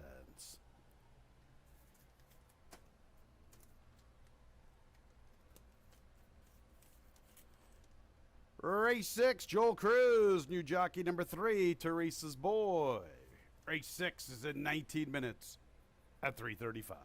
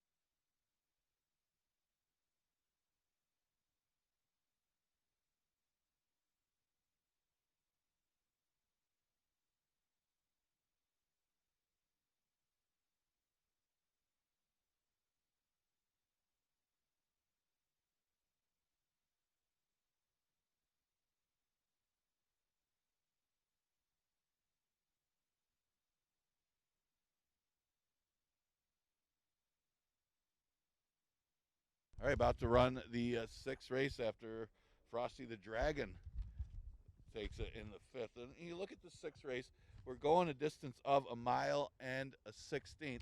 Exactitry Super Daily Double and Pick 3 starts in here.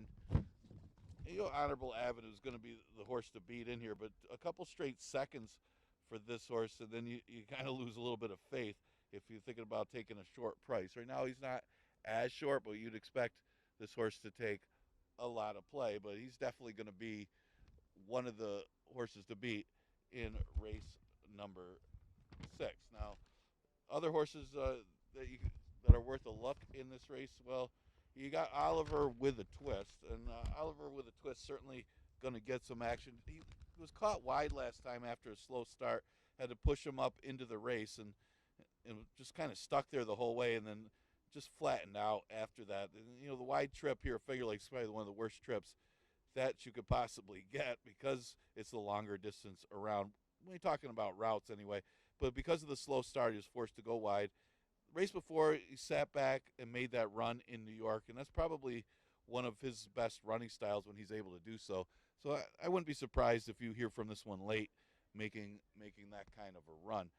He's currently getting some play here. And the 6 Blizz is another one to consider. He doesn't have much for early speed, so it looked like the 6 furlong distance was just simply too short. Plus, he didn't break that well in his 2020 debut. First time going long for Blizz, and we can see maybe this one can run a lot better with the extra yardage. We got about 7 minutes to post for this 6th race. We start the late pick 3 with this race.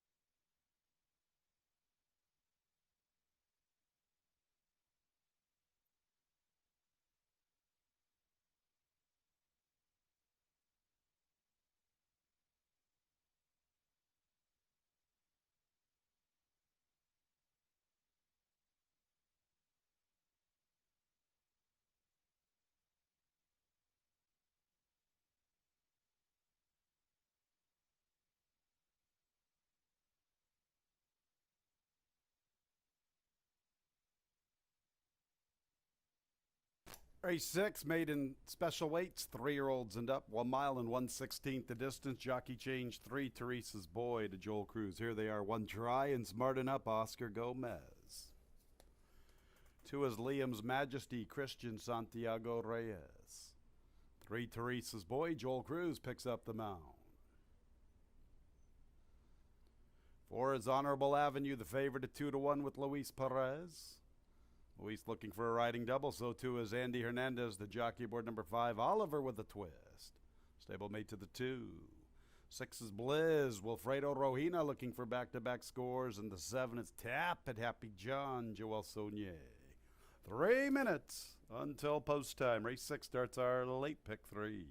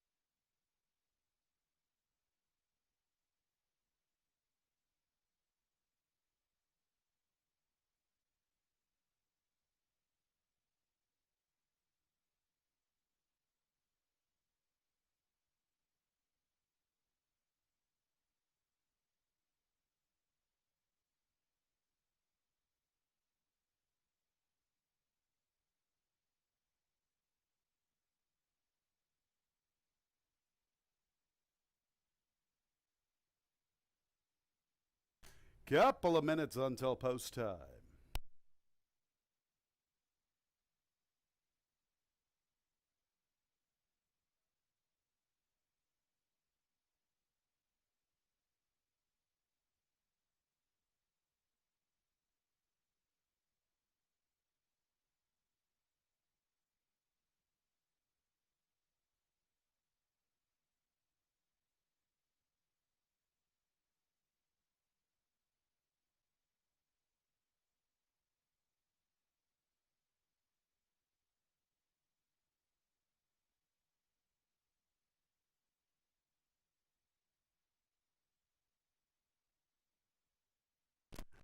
Ladies and gentlemen, we have a late scratch, number 2, Liam's Majesty. Number 2, Liam's Majesty is a late scratch. Refunds, win, play, show wagers, exacta, trifecta, and superfecta wagers. The double starting here, and the pick 3.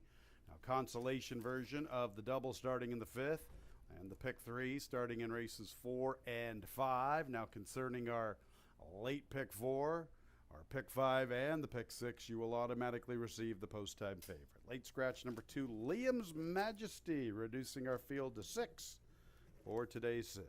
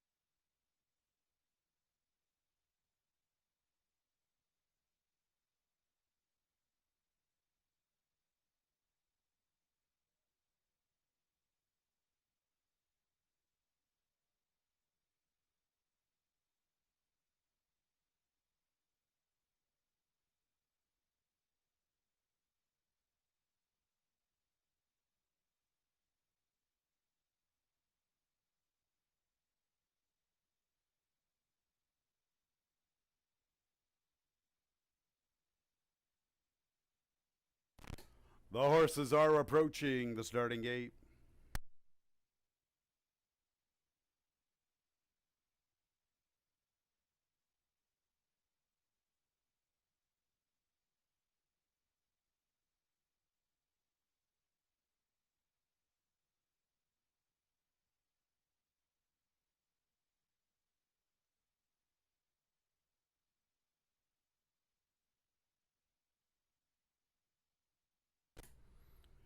It's post time for the 6. Big favorite number 4, Honorable Avenue at 4 to 5. Late scratch number 2, Liam's Majesty.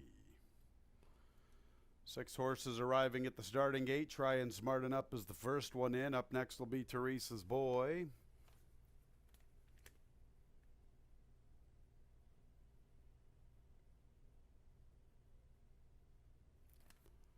There's the favorite, Honorable Avenue. Next will be Oliver with a Twist.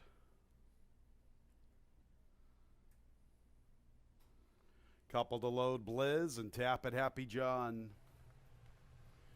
3 to 4, Honorable Avenue. Tap It Happy John to the outside.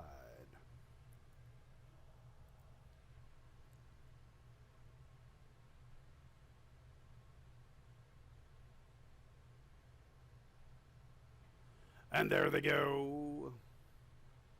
Tap It Happy John is showing pace. Try and Smarten Up, forwardly positioned along the inside. Oliver with a Twist comes away running in third. Then Honorable Avenue, Teresa's Boy, and Blizz from the extreme outside. Tap It Happy John and Try and Smarten Up. They are side by side at the 7/8. Oliver with a Twist is vying for third. Teresa's Boy from the rail, Blizz from the outside, and the favorite Honorable Avenue will set up shop at the back. He's in range. He's only about 4 lengths from the front. Tap It Happy John with a narrow advantage entering the backstretch from Try and Smarten Up. About 2 lengths to Blizz, who races with Oliver with a Twist and Teresa's Boy. And the favorite Honorable Avenue's in the clear from the far outside, and he's still only 4 lengths off the lead. 24 4/5 for Tap It Happy John and Try and Smarten Up. Blizz chases them from third. Oliver with a Twist in the 2-path. Honorable Avenue continues to inch a little closer, now getting within 2.5, heading into the turn. And at the back is Teresa's Boy. On the front end, Tap It Happy John, Try and Smarten Up alongside. Blizz is under a little bit of pressure, and he's trying to come after the top 2. Far outside is Honorable Avenue. Oliver with a Twist, only 3 off the lead. Teresa's Boy at the back. Try and Smarten Up from the inside of Tap It Happy John. Blizz is in the battle. Honorable Avenue's 4 deep at the quarter pole. Oliver with a Twist is in the 5th spot. Here comes Blizz and Honorable Avenue. Tap It Happy John tries to fight on with Try and Smarten Up from the inside. Blizz and Try and Smarten Up.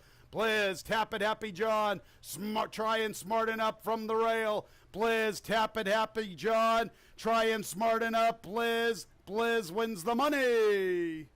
Blizz from Tap It Happy John, then Try and Smarten Up. Honorable Avenue was 4th.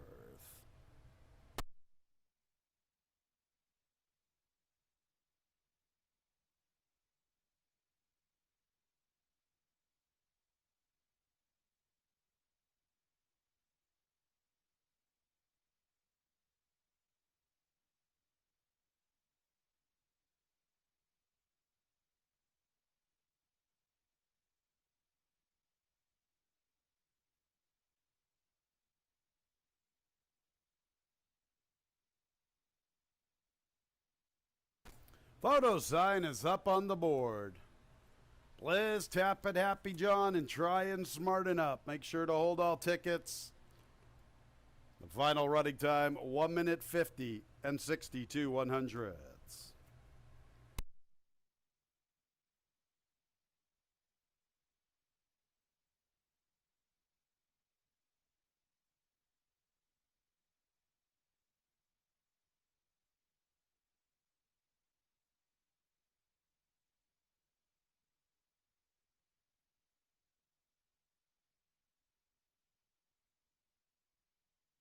Fans, you are reminded number 2, Liam's Majesty, was a late scratch. Substitutions worked through the post-time favorite, number 4, Honorable Avenue.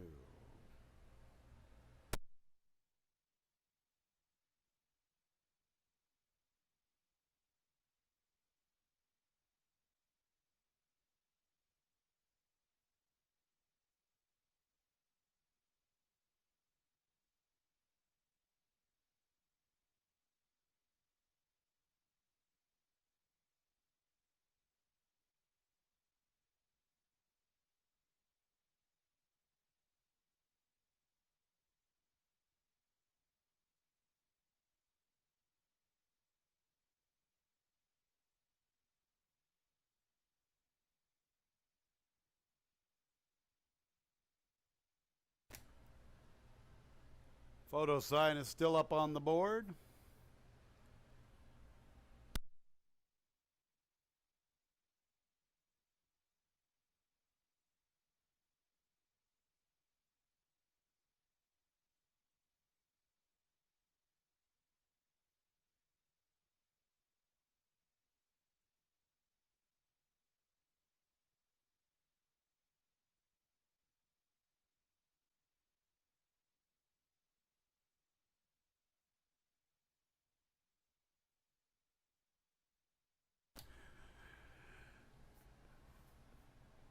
Entering the winner's circle is the 6, Blizz. He'll take the initiative himself. He's a 3-year-old bay gelding by Micromanage out of the Dam Mixed Stall, owned by Timothy Quinn. Winning trainer Dan Conway, winning jockey Wilfredo Rojita, double for the master. Liz was bred in New York by Mojo Stables Incorporated.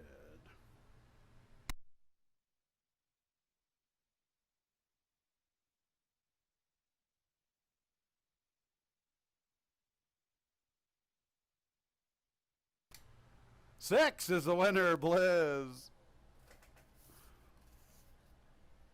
Second place, 7, Tap It Happy John. Third place, 1, Try and Smarten Up. And fourth place, 4, Honorable Avenue.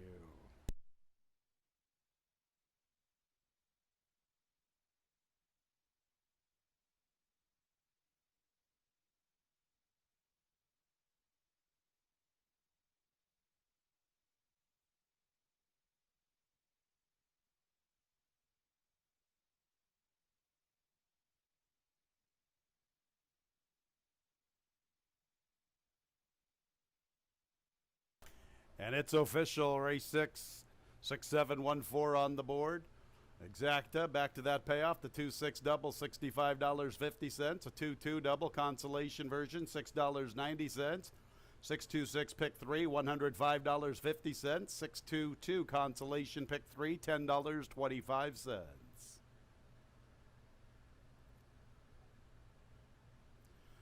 6-7 exacta, $169.50. Trifecta, $279.75. Dollar Super, $973.50. Seventh race will start the late double. No changes. Seventh race is in 20 minutes at 4:05.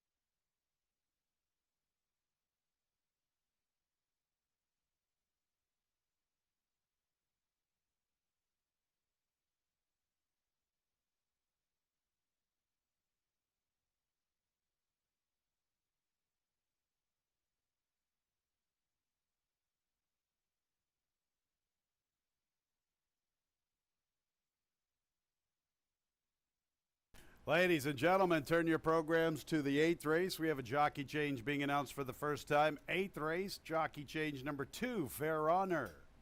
New jockey Michael Davila Jr. Michael Davila Jr., new jockey number 2, Fair Honor in the nightcap.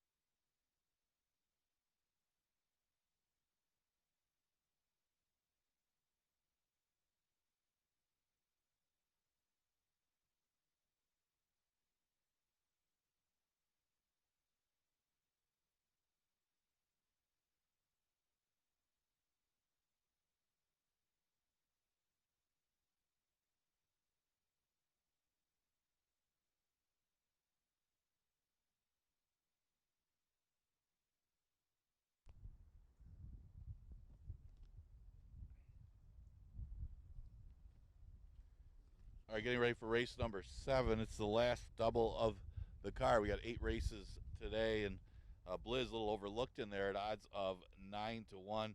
Really enjoyed the stretch out, and it was Wilfredo Rohina guiding that one to victory for trainer Dan Conway. A big price for that one at odds of 9-1. Allowance race is the 7th, and Exacta Tri Super and Daily Double is offered in here. And you got a couple horses on the inside getting some plays. Showmanship just dominated 3 lifetime 75s, and now will step up after the victory. Did end up getting an easy lead over Rayo My King in that race, and just went on with it. Had a lot to do with how soft the fractures were. But he did come home quick in 58, which gave him a good number for the race. Not sure if he's going to be able to do the same thing against this field, but he certainly has the talent to be competitive against this group. He is getting some supported odds of 2-1, but again, he's not going to get as easy a lead as he did in that last race. The 2 horses, Disco Dino, he's looking for 3 in a row. I think he got something out of the Tampa races because he seems like a different horse coming back here as a 3-year-old, and he looked good kind of pulling away from his rivals last time. He's going to have some other speed outside him to deal with. He's at odds of 2-1. Have to earn it this time, looking for his 3rd straight. Interesting one that's not getting much for play at this time is the 7 Saratoga Promise. Yeah, the race that he comes out of isn't anything special. He got a perfect trip and closed to get the victory. But here's the thing. I mean, that race he was off over a year layoff. So we probably didn't see his best. He probably needed that, and he could move forward from that race. Keep in mind, this horse as a 3-year-old showed a lot of talent. When he won his 2 lifetime, he ran it in 105, and they thought enough of him to put him in that Ontario County, and just threw in a clunker and hadn't been seen since. So I could see this one improving off of that last race and definitely being a threat in here. A little cold on the board right now at odds of 6-1. There's a few of the horses getting some play for a pretty good race number 7. Exacta Tri Super and Daily Double offered in here.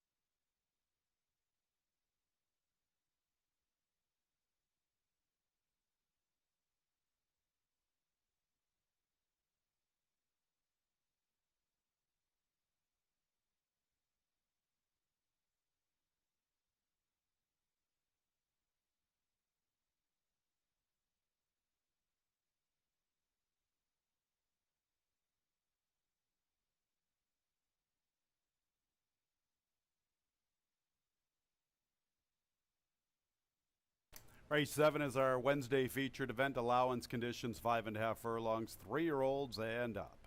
No changes. First leg of the late double, post time in about 5 minutes.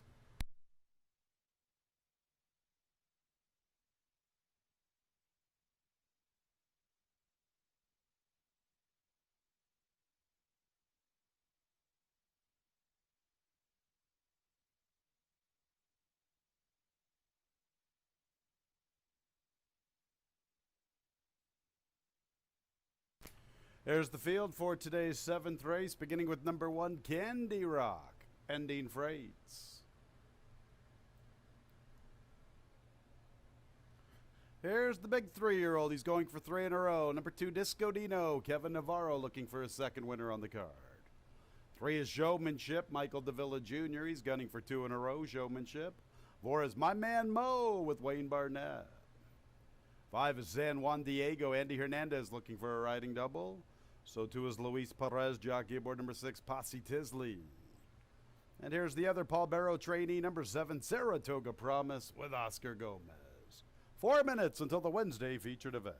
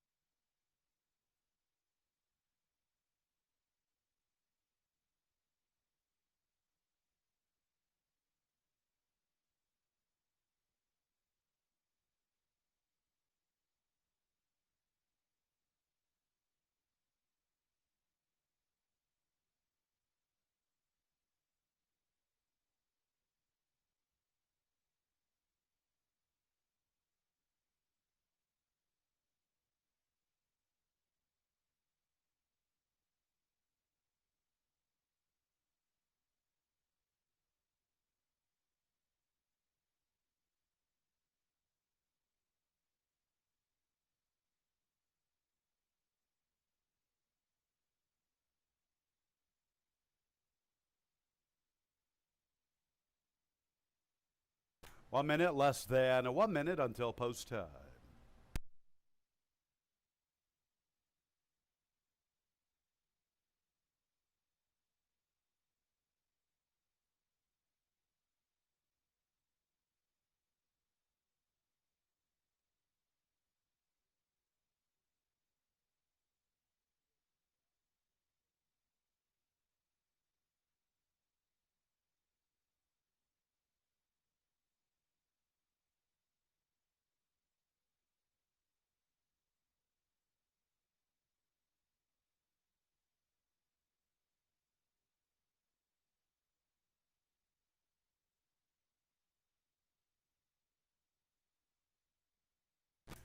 It's post time for the 7th race, our Wednesday featured event, an allowance race. Number 2, Disco Dino, the big 3-year-old, is the favorite at 5-2. He's gunning for 3 in a row. Now he's down to 2-1, and here is the big kid, Disco Dino. He joins Candy Rock in the starting gate. Up next will be Showmanship. The 7, Saratoga Promise, is the second choice at 7-2. One of 2 runners for Paul Barrow. Here's the other Barrow trainee, my man Mo. He's a good-sized 5-year-old by Uncle Mo. There's San Juan Diego. 2 to load, Posse Tisley and Saratoga Promise. So Disco Dino, he's looking for 3 in a row. The 3-year-old is the favorite at 9-5. Saratoga Promise, the last of 7 to the outside. Ready for the Wednesday feature.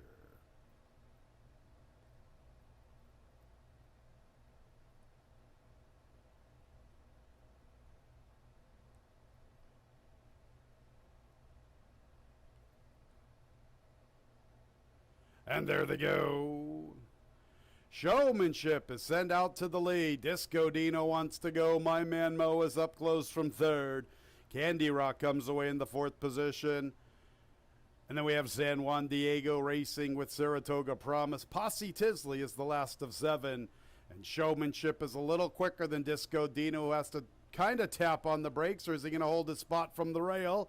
Disco Dino, such an imposing figure. He is holding his spot to this point, but Showmanship clears away. Showmanship on the front end. My man Mo is there. Candy Rock from between runners. Disco Dino from the rail. Saratoga Promise looms live with his wide run. San Juan Diego's gearing up as they start to bunch up. Posse Tisley from the back marker. Showmanship, my man Mo. Saratoga Promise. Here's San Juan Diego. Candy Rock has an opportunity in the 2-path. 4 outside is Posse Tisley. They're coming from every which way but loose. And there's San Juan Diego up to the front. San Juan Diego gets to the lead, gets first run on Posse Tisley. It is San Juan Diego. A double for Andy Hernandez. Posse Tisley second, and my man Mo and Saratoga Promise 4th.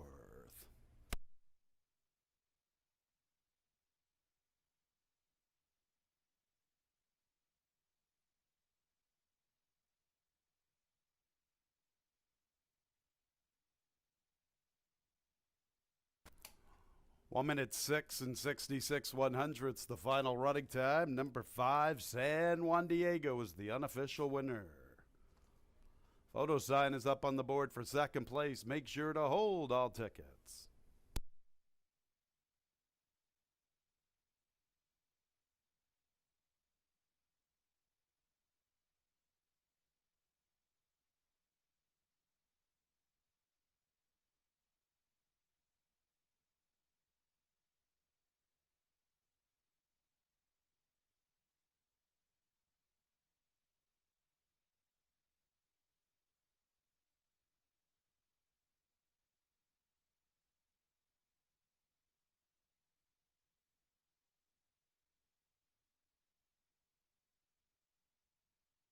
Results of the photo: second place 6, Posse Tisley.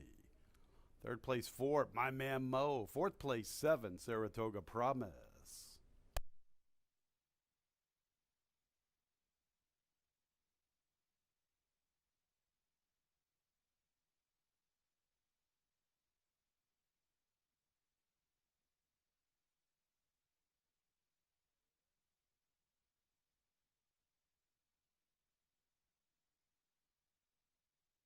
Ladies and gentlemen, we have a steward's inquiry and a jockey's objection. Jockey's objection 1 against 4. Dean Freites has lodged an objection against Wayne Barnett.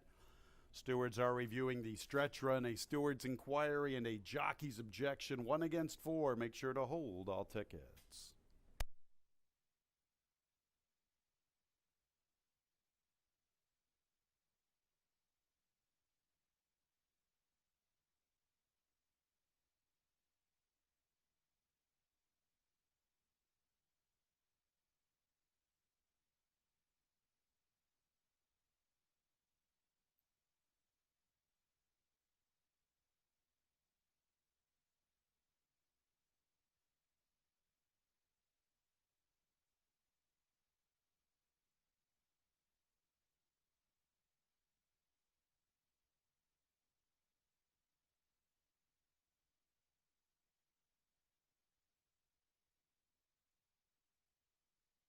Entering the winner's circle is the 5, San Juan Diego.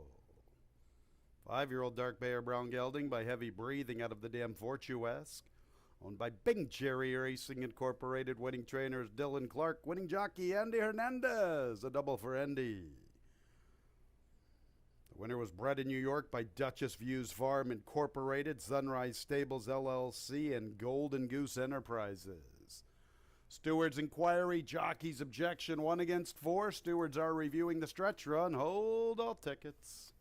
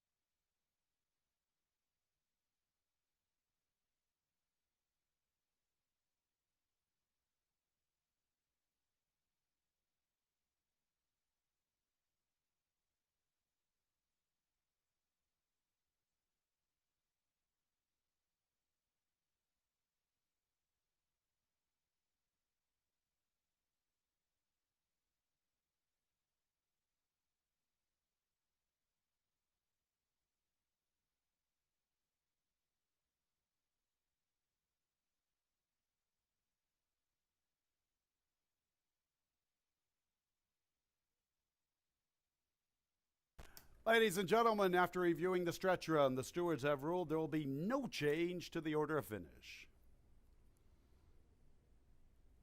Order of finish will stand as is, 5, 6, 4, 7 on the board.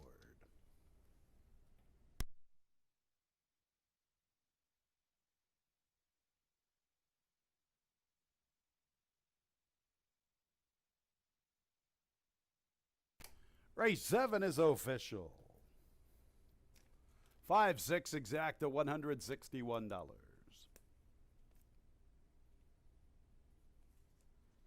5, 6, 4 trifecta, $174.75. Dollar Super, $1,312.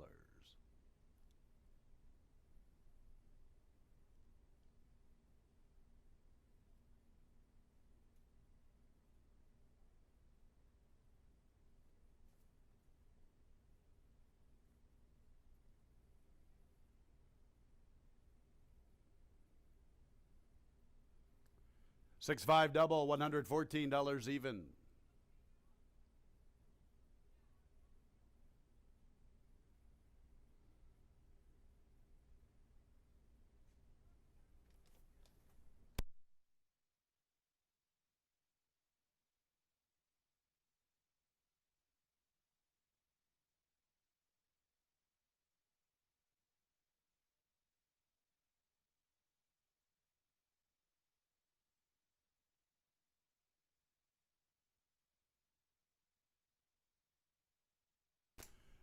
A 6-5 double, $114. 265 pick 3, $105.62. 225 consolation version of the pick 3, $11.05. One more race to go on the Wednesday card. Number 2, Fair Honor, jockey change Michael Davila Jr. Number 4, Second Hand Love, jockey change Kevin Navarro. Scratch 9, Beans and Rice. 10, Celtic Songstress, jockey change Wayne Barnett. 11 in the nightcap, post time in 21 minutes at 4:37.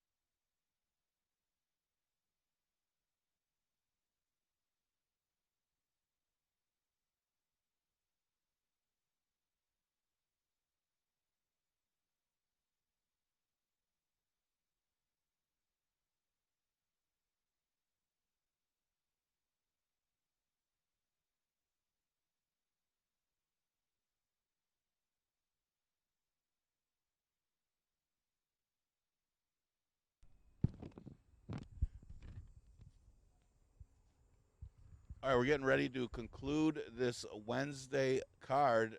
Just a reminder, we are dark the next few days. Next live racing day will be Monday, so you got that long weekend to rest up, count your money, and get ready to wager again coming up on this Monday. We got 8 more races. Well, we look back to race number 7.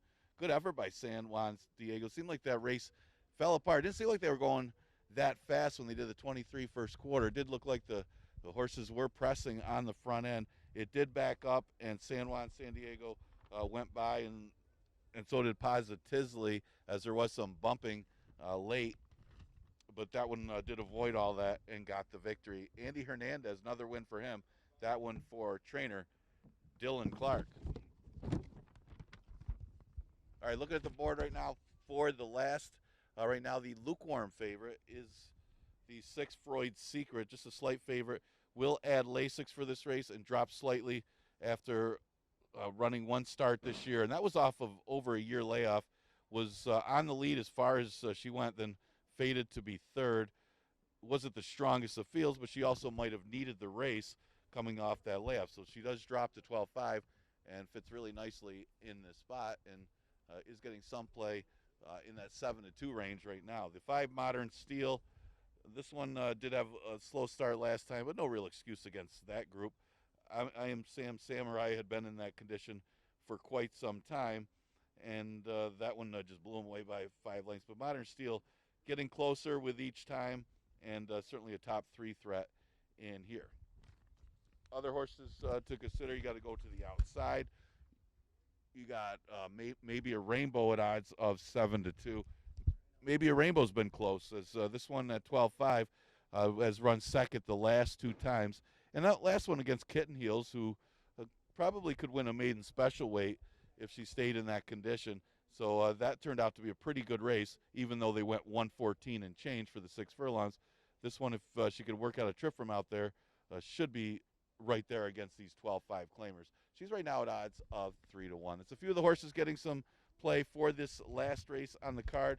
We do scratch the 9, Beans and Rice, Exacta Try Super Offered in race number 8.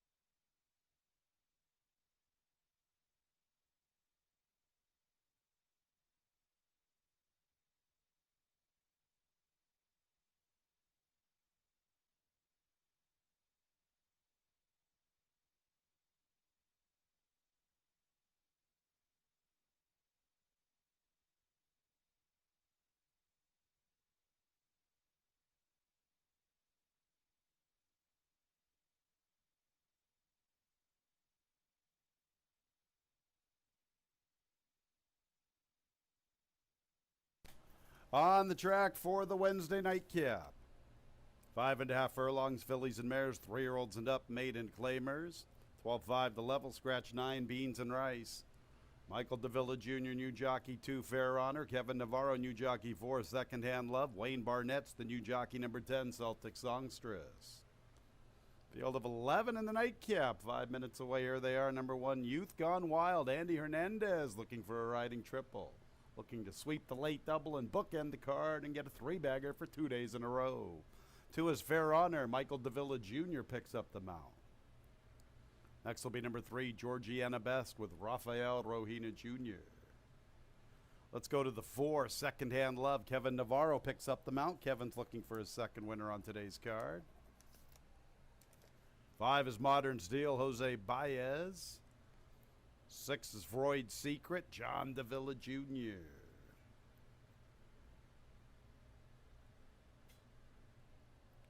7 in honor of Owen Jr., Emmanuel Di Diego. 8 is Berlin Waltz, Joel Saunier, John Buckley looking for a training double. Scratch 9, Beans and Rice. The 10 is Celtic Songstress. Wayne Barnett has the assignment. 11 may be a rainbow with Carlos Camillo. Rachel Sells looking to bookend the card, looking for her second winner on today's program. 12 is Bustin' Free with Dalton Brown. And let's see, I think 3 and 6 jumped out of line. 3 was Georgiana Best, Rafael Rohina Jr., and the 6 was Freud's Secret with John Davila Jr. About 4 minutes until the nightcap.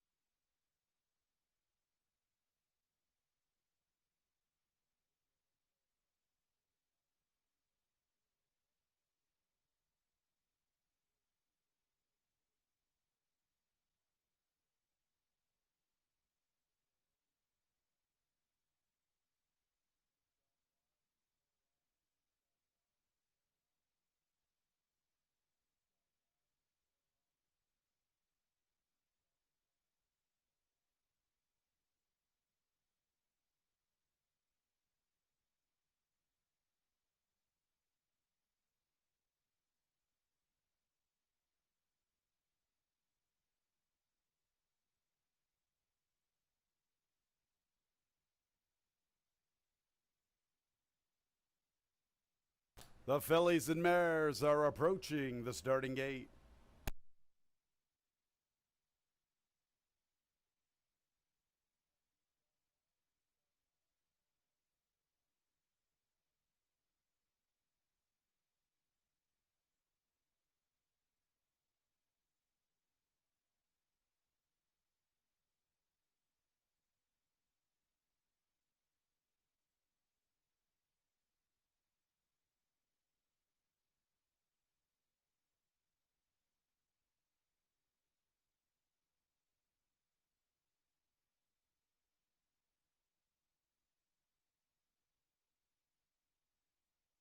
It's post time for the Wednesday night cap. 11 Maybe a Rainbow is the 8-5 favorite. 6 Freud's Secret at 2-1. 1, 5, 6, 7, and 11 are all covered in the pick 5. Anybody else triggers a carryover? A little bit more than $12,000 when racing resumes on Monday with a 110 first post.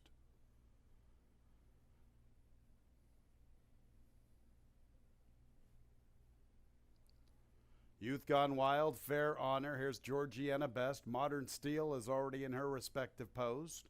There comes Secondhand Love. Next will be Freud's Secret, vying for favoritism. Maybe a Rainbow at 9-5.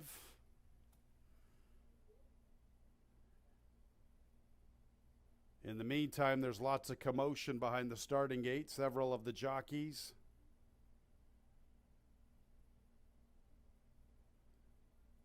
have dismounted. Michael Davila Jr.'s on the ground.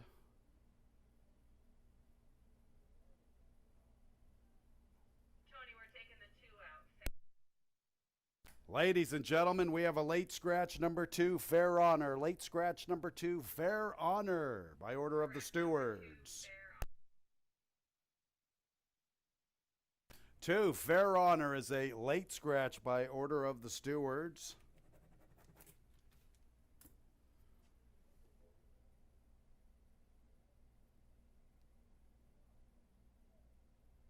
Michael Davila Jr. still on the ground being attended by the EMTs.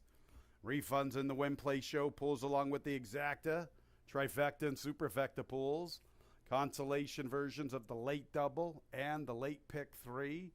Now concerning our pick 6, our pick 5, and our late pick 4, you will automatically receive the post-time favorite. Late scratch here, number 2, Fair Honor.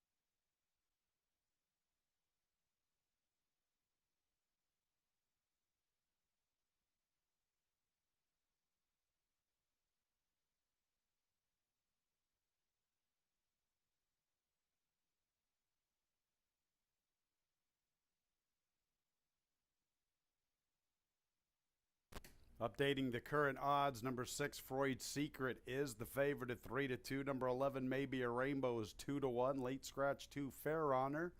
Substitutions will work through the post-time favorite. Right now, it's number 6, Freud's Secret, at 3-2.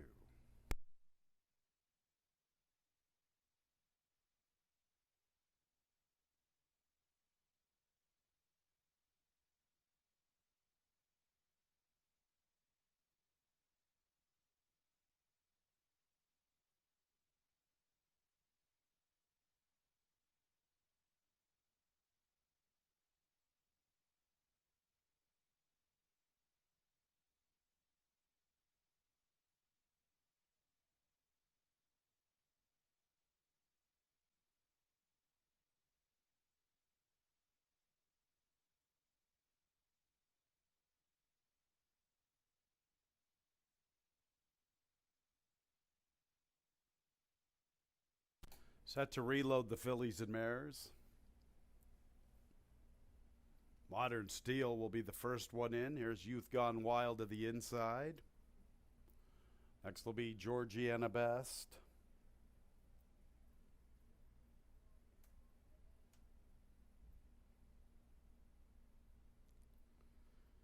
Long shot, Secondhand Love, one of the long shots. She and Georgiana Best are both dismissed in the wagering, along with the 8 Berlin Waltz and the 10 Celtic Songstress. Here's Freud's Secret. She's the favorite at 3-2. Maybe a Rainbow, still the second choice at 2-1. In Honor of Owen Jr. will be next.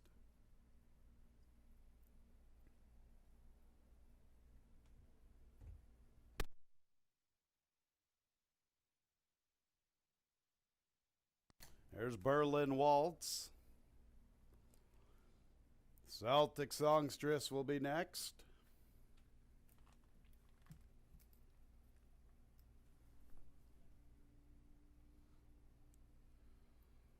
And a couple to load. Maybe a Rainbow and Bustin' Free. So it looks like Freud's Secret will be the favorite. She remains 3-2. Maybe a Rainbow still holding at 2-1.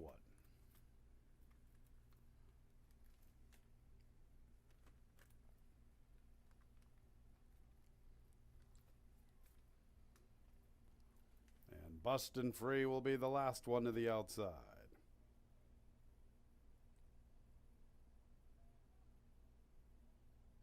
Ready for the nightcap.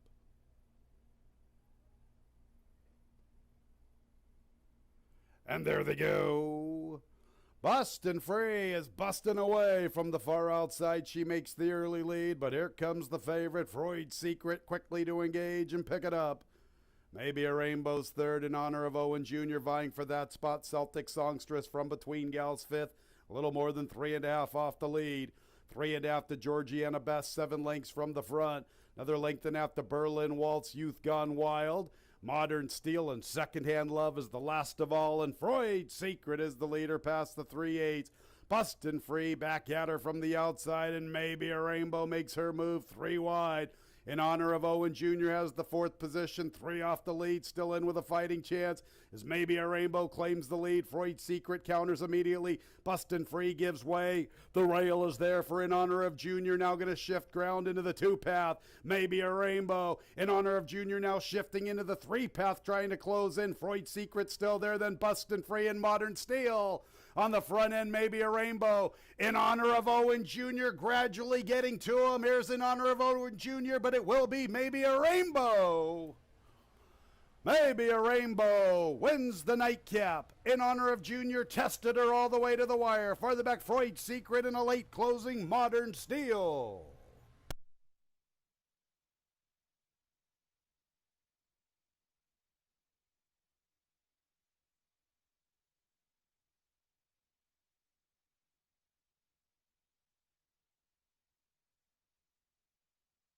Photo sign is up on the board. 108 3/5, the unofficial running time. Make sure to hold all tickets. Photo will determine the winner.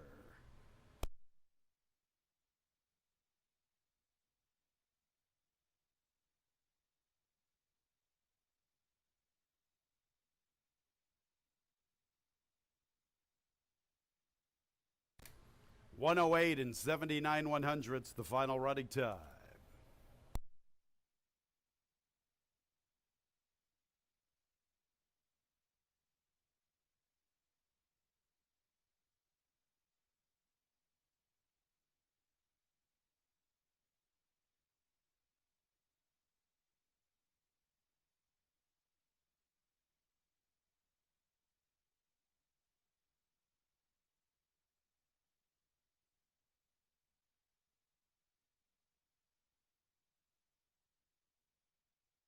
Results of the photo.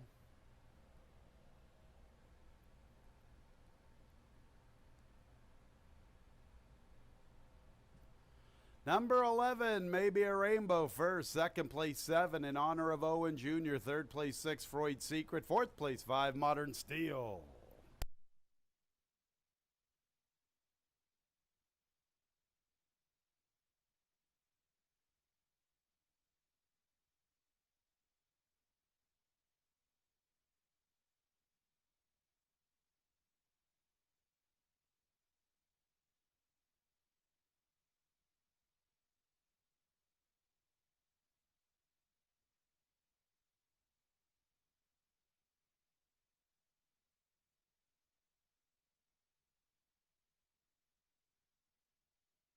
Fans, you are reminded number 2, Fair Honor, was a late scratch. Substitutions worked through 6. Freud Secret, the 4-5 post-time favorite. Entering the winner's circle is the 11, Maybe a Rainbow, a 3-year-old Bay Filly by Soaring Empire out of the dam Ziggy the Alien, owned by Hudson Valley Thoroughbreds LLC. Rachel Sells bookends the Wednesday card. A training double for Rachel. The winning jockey is Carlos Camillo. Maybe a Rainbow was bred in New York by SKB Stables LLC. And the nightcap is official. Exacta $42.80. 11, 7, 6, 5 top 4 finishers. Trifecta $22. 5-11 late double $55.50. 5-2 consolation version $12.20.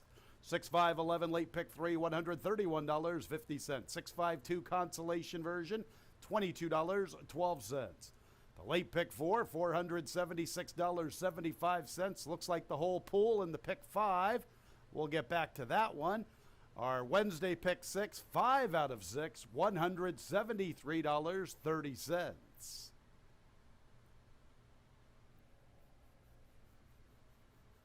So better than $12,000 for the pick 5.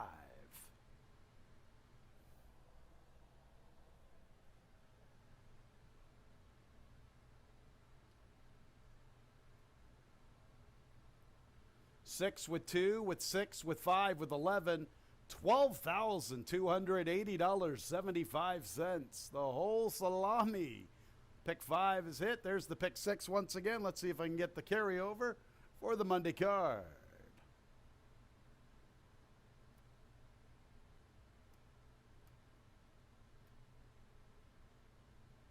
Racing will resume again on Monday with a 110 first post. Our 20-cent jackpot pick 6 will be carrying over.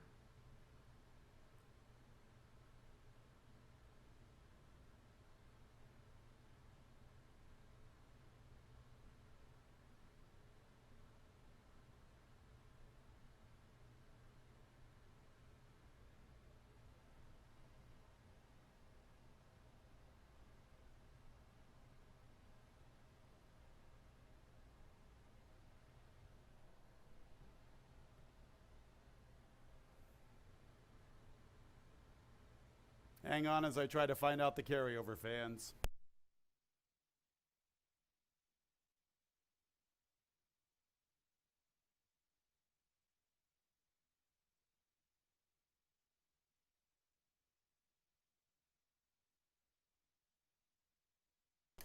$7,404.11. Our carryover into the Monday card, $7,404.11.